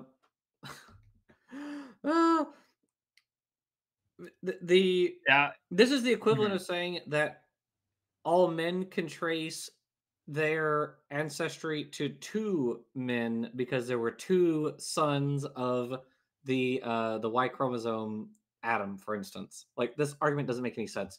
You're still tracing it backwards. You're just arbitrarily saying, well, what if we just split it off at some point? Like, what? And he also splits it off in a very odd way because the 3 nodes that he points to, like the nodes for, I believe, if I recall correctly, the nodes are M, N, and O, or I forgot, or maybe a haplogroup L, M, and N, right?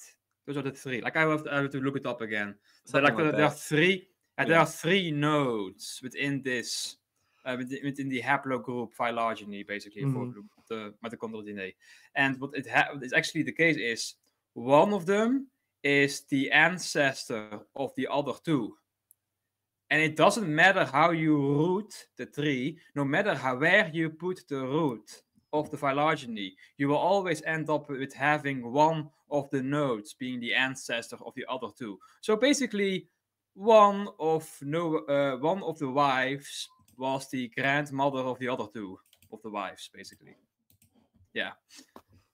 That's what you have to say in order for this to work. Ruh-roh, Raggy.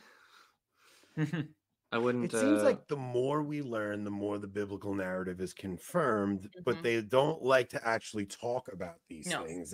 No, not at all. I know. I've heard though that the mitochondrial lines, they think, go back further in time though than the Y chromosome line.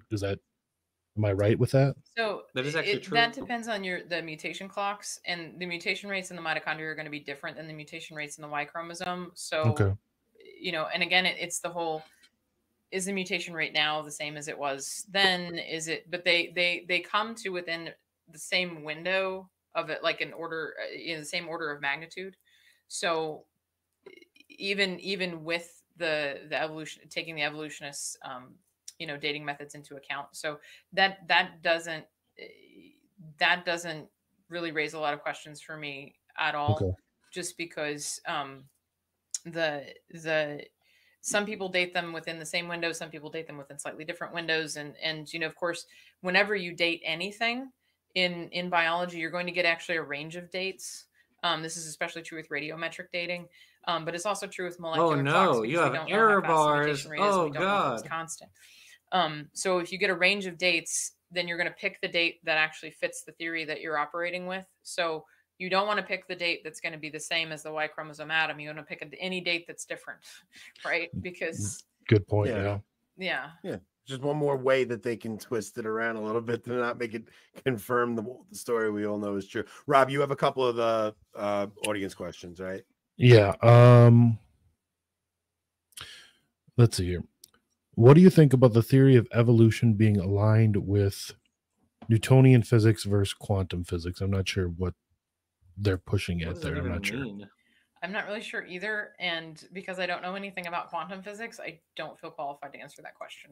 I don't even think quantum unlike all physicists the know other much about things quantum about physics, biology, to be you also quite aren't honest with qualified you. to talk about. I think that's fair. The only But people okay. who claim to know something about quantum physics are people who think that homeopathy is real and want to justify it using some sort of science. Yeah. Let's see here. Okay. So this goes back to, I think, the protein and DNA question. Do Mhm. they continue to just ignore that problem, or do they try to explain it away with some sort of theory?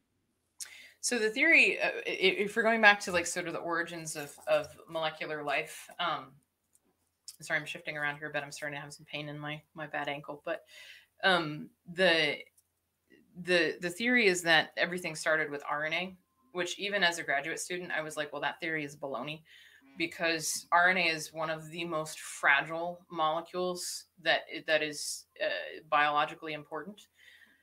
Unless of course you put some weird caps on it and bioengineer it and then put it in lipid nanoparticles, but that's okay. So it's pretty fragile in its natural state. Was that another anti-vax jab? If you're talking about, some sort of warm little pond scenario where you have like electric current, causing these molecules or these atoms to hook together in the correct way to form a biologically relevant molecule, you're talking about a pretty violent. Oh, actually, hold on. Chemical soup. Hold on. I didn't want her to get away with this. Because I'm sorry, I've been trying to find some sources because I'm not super familiar. I'm sure if we had Erica on speed dial, we could have gotten her comment on this. But here's a paper from 2010 titled "Chimpanzee and Human Y Chromosomes Are Remarkably Divergent in Structure and Gene Content." I didn't want her to get away with this claim because I think it's important.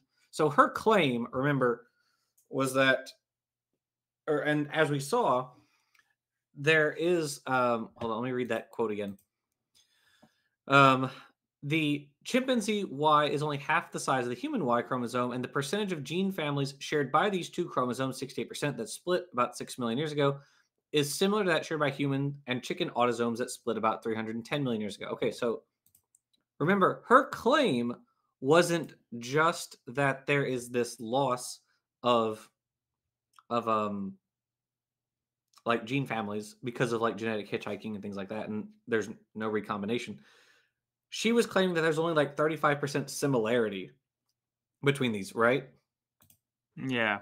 Okay, so I managed to track down a paper from 2010 titled "Chimpanzee and Human Y Chromosomes Are Remarkably Divergent in Structure and Gene Content." And this paper says, and I quote, "As expected, we found that the degree of similarity between orthologous chimpanzee and human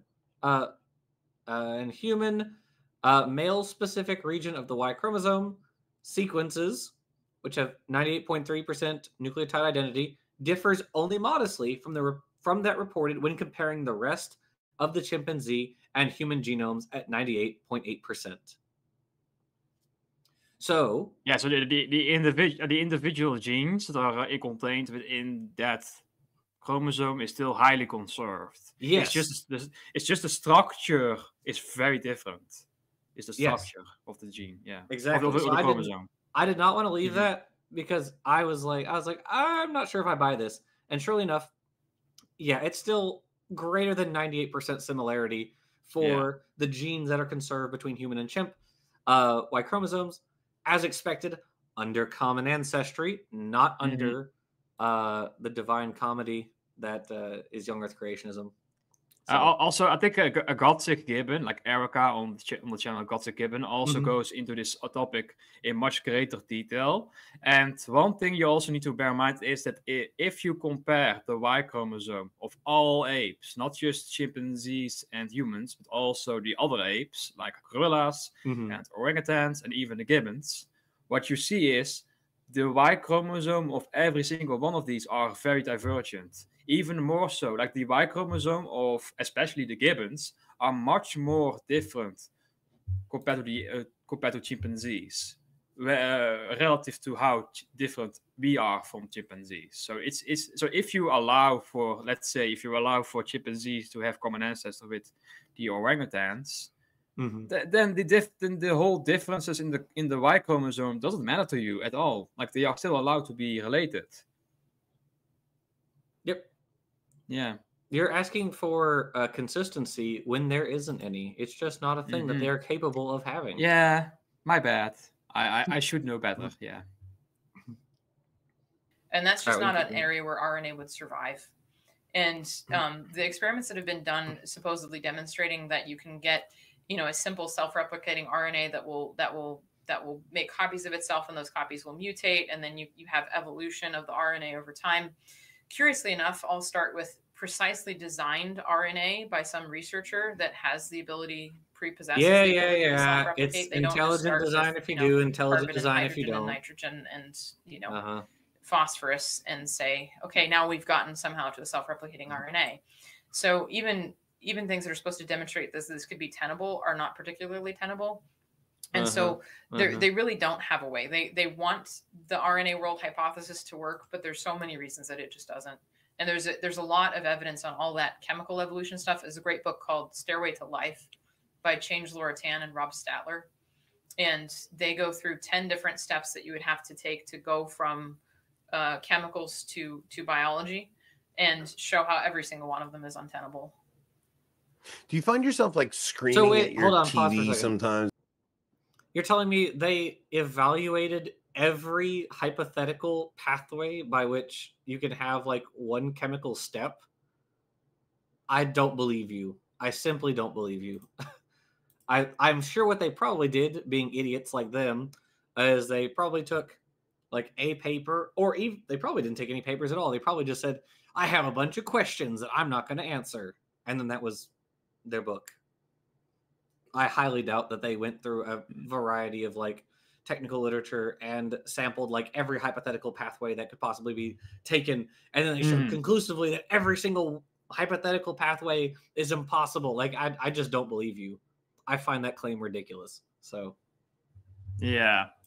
I also put a paper in the side chat, and like if you are interested, you can anybody in the chat can look at figure number 1, figure 1b in particular, and it shows basically how do you call it, a cross comparison graph. So on one side you have different species, and then on the X.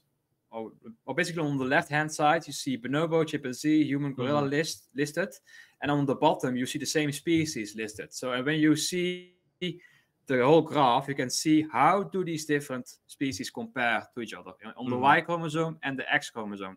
And you can see on the X chromosome, humans and chimpanzees are, let's see here, they are on the X chromosome, they are 98% similar between the human and chimpanzee, and between the chimpanzee and the gorilla, the similarity goes down to 96.2%. And if you look at the Siamang and chimpanzee, it goes down even further to 93.4%. Nestle, are you saying that the orthologs are showing the phylogeny of these apes? Is that what you're saying here? That's crazy. Maybe, yes. How is that even? How is that possible? That doesn't even make any sense. How is that possible? Also, would you look at that? It does the literal same exact thing for freaking. Look at the Y chromosome for humans. Yes. Chimps and bonobos 26%. For gorillas 25%. For orangutans 23%. For Siamangs 14%. So even. I think the comparison between chimpanzee and human is 45%, right? Not 26. Hold on. It's 45%. Or 45%. Oh. And 45.1%. Yes. That's there you go. That's the comparison between chimp and. Oh wait. No. It depends on how you compare. If you compare human to chimp, it is 45%. But if you compare chimp to human, it is 26%. I was looking at the it's because again, you mentioned before that the human chromosome is much larger than the chimp, right? Or is it the other way around? Hold on. It was on that other paper. Let me go back and look at it. I think The you human, mentioned yeah, the human one is larger. Yeah. Yes, and that's why that explains the differences. So it depends on from which perspective you look at. If you compare human to chimp, it is, or if you compare, I think if you compare chimp to human, it is 45%. But if you compare human to chimp, it is 26% because of the size difference. Probably, yeah. Okay. Still, Yeah. but still showing that all of these are, again, just recapitulating the same phylogeny that we already knew from other genetic and morphological methods. So, like, no part of this helps their argument. No part of it whatsoever. So, Yeah, because they're just morons. So, and again, you can also see here no matter how you look at it, the human is still, even just the Y chromosome. Even just the Y chromosome, humans are still, or chimpanzees are still more similar to humans than they are to gorillas or orangutans or the Siamang. Especially the Siamang. The Siamang is very low comparison. Yeah. Yep. And you see certain things because, like, Usually I was saying, journal articles, but yes.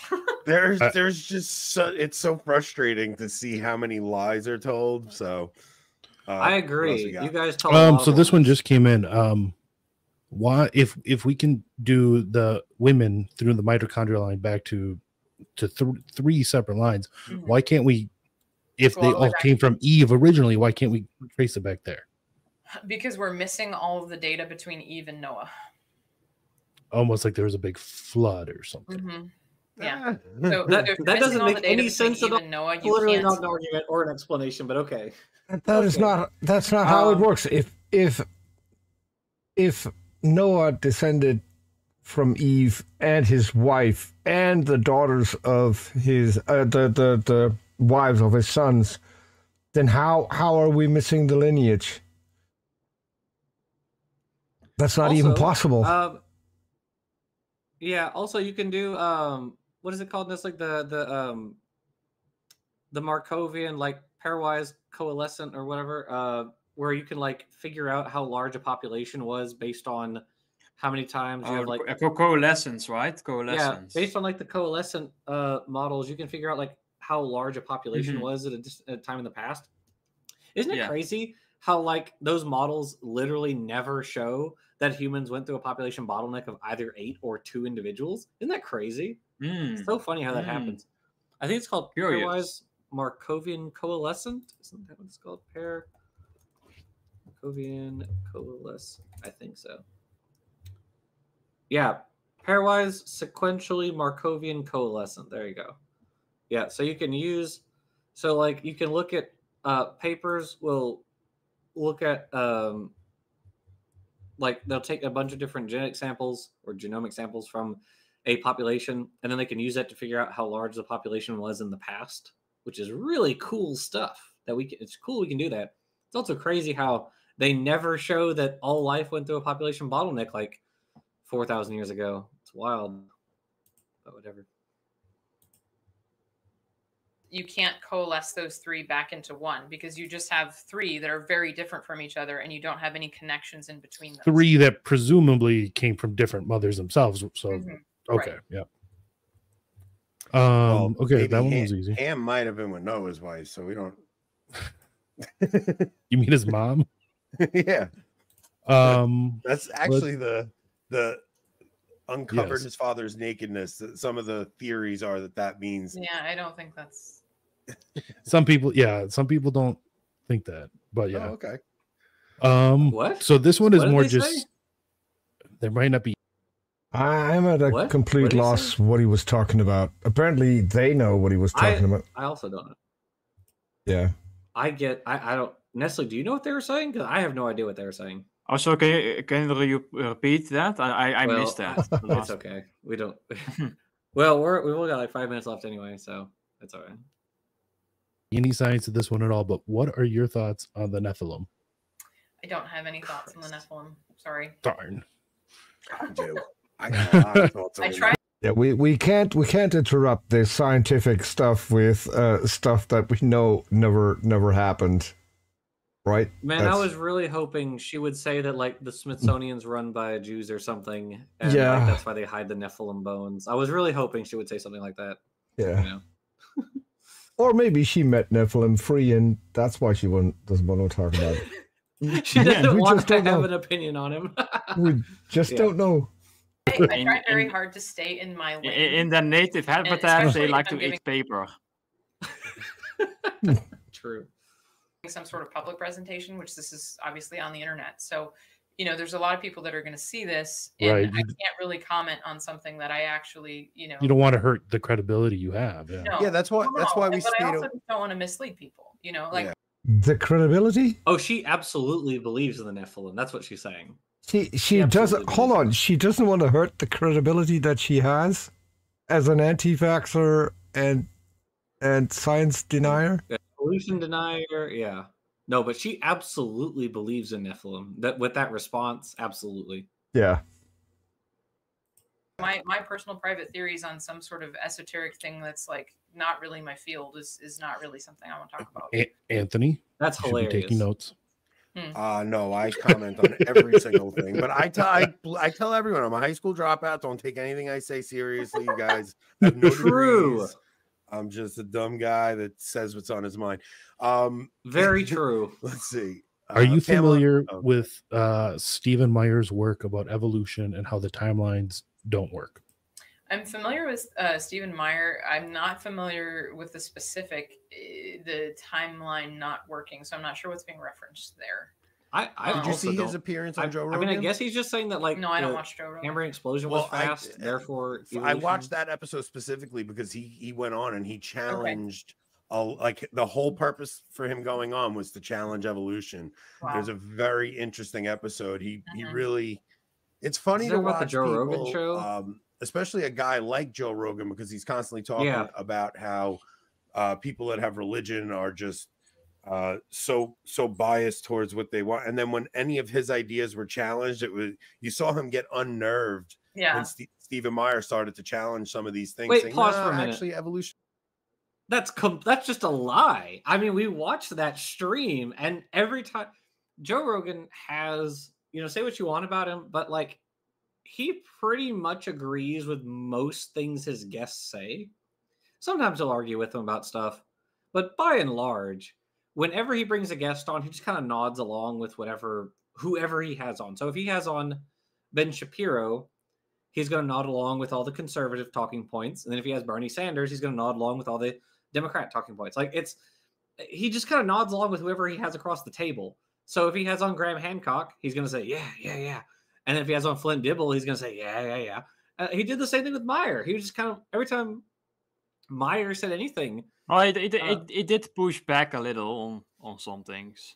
Like a little bit. I mean, like they kind of discussed a few things, but for the most part, Meyer just kind of said a thing, and Rogan was kind of like, "Oh, okay, I see where you're coming from."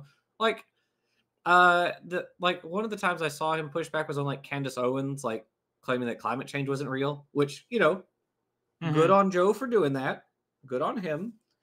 But yeah, for the most part, just I also like the moment when he fact checked Matt Walsh on his claim about, like millions and millions of like surgeries on children. And, right? And it's so embarrassing to have been fact checked by Joe Rogan of all people. You are fact checked by Joe Rogan. That's just an embarrassment. Oh. Yeah, I mean, this is a guy who just kind of asks people like if they've done DMT and whether or not they believe aliens are real. So like, I don't really hold his opinion in especially high esteem, but and he nodded along with everything RFK said about vaccines being. Oh, yeah, that's the worst. That's every single thing RFK said. Joe was like, whoa.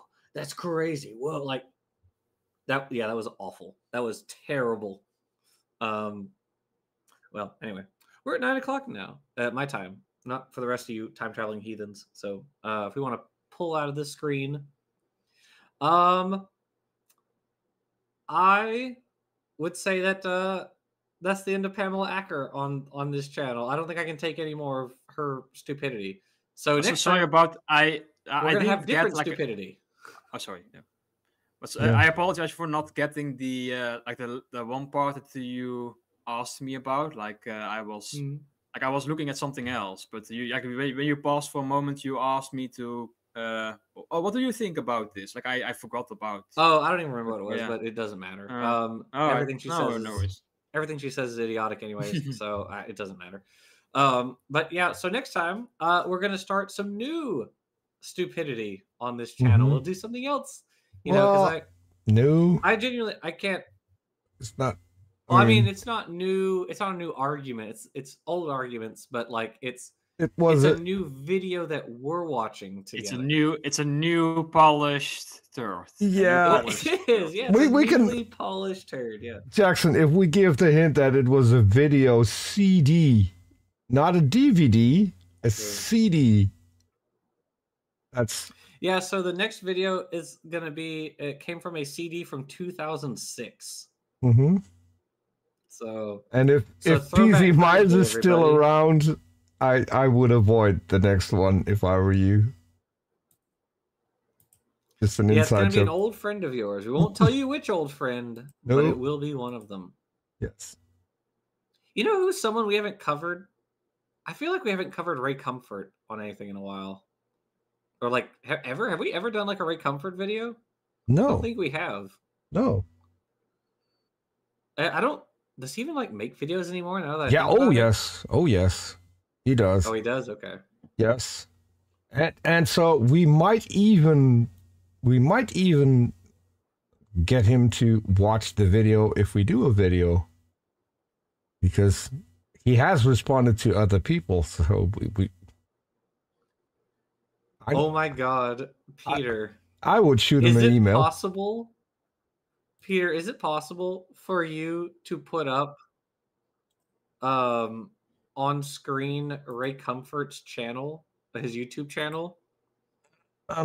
He has the most fabulously gay photo I have ever seen. Do you have a link to that? And I mean that in a positive way. Jackson, do you have a link? Can you positively? Can you put a link in the private chat? And it's going to be a lot easier for me to pull it up. Oh, okay, sure. I'll put it right. There you go. Okay. Let's see. Is that not the most fabulous picture you have ever seen? Just let him be gay. That's all I have to say. Okay, hold on. I mean, we already knew from the whole banana video, right? Like we already knew he was in like his orientation. Yeah, so it's not news to me, at least. I love this picture. This picture gives me so much life. It's so good. It is so good. Oh my goodness. Let's see. Drop that a little.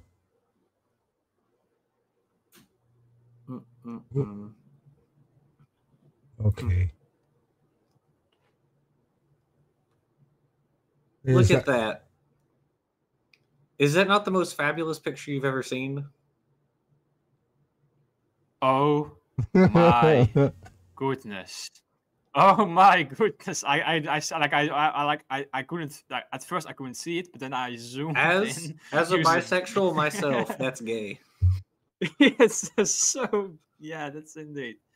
Oh my God, he looks. The scarf makes it, and the so scarf cute. for both. It's just a cute picture. Cute. It really is. Yes, I'm sorry. Really he's eating in that picture. He is eating. He nailed it. Like I will give him that. He nailed. Oh my gosh, this picture. It is a very cute picture. That's very good. Oh my gosh.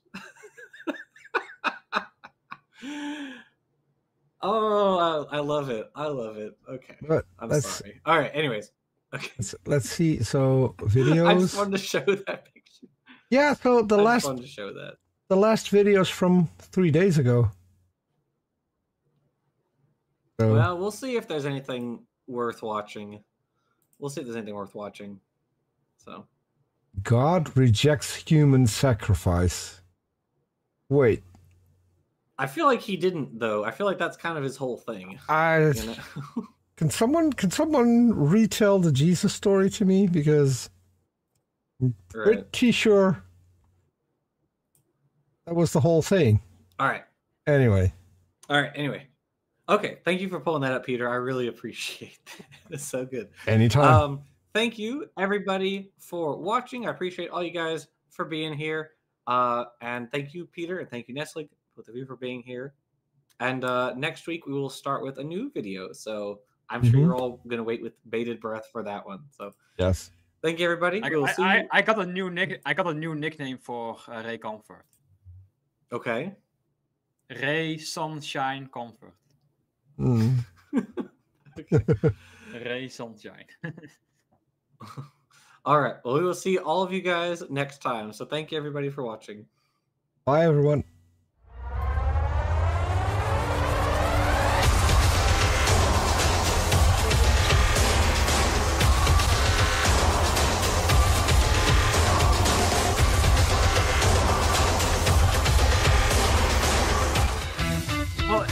He's so fabulous. He's so gay in a good way. It's gay in a very good way. Oh no, 100%. A very good picture, yeah. Like that's the gayest shit, and it's fantastic. It is so good. I love that photo. So yeah. I can't get over how good. Oh.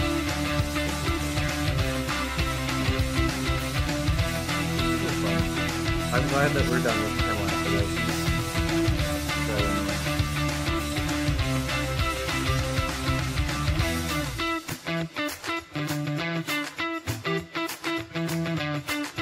Okay.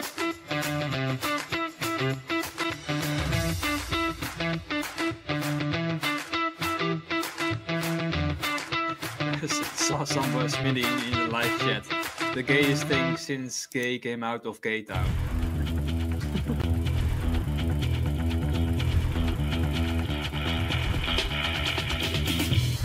You know what? He's so real. I love that the meme of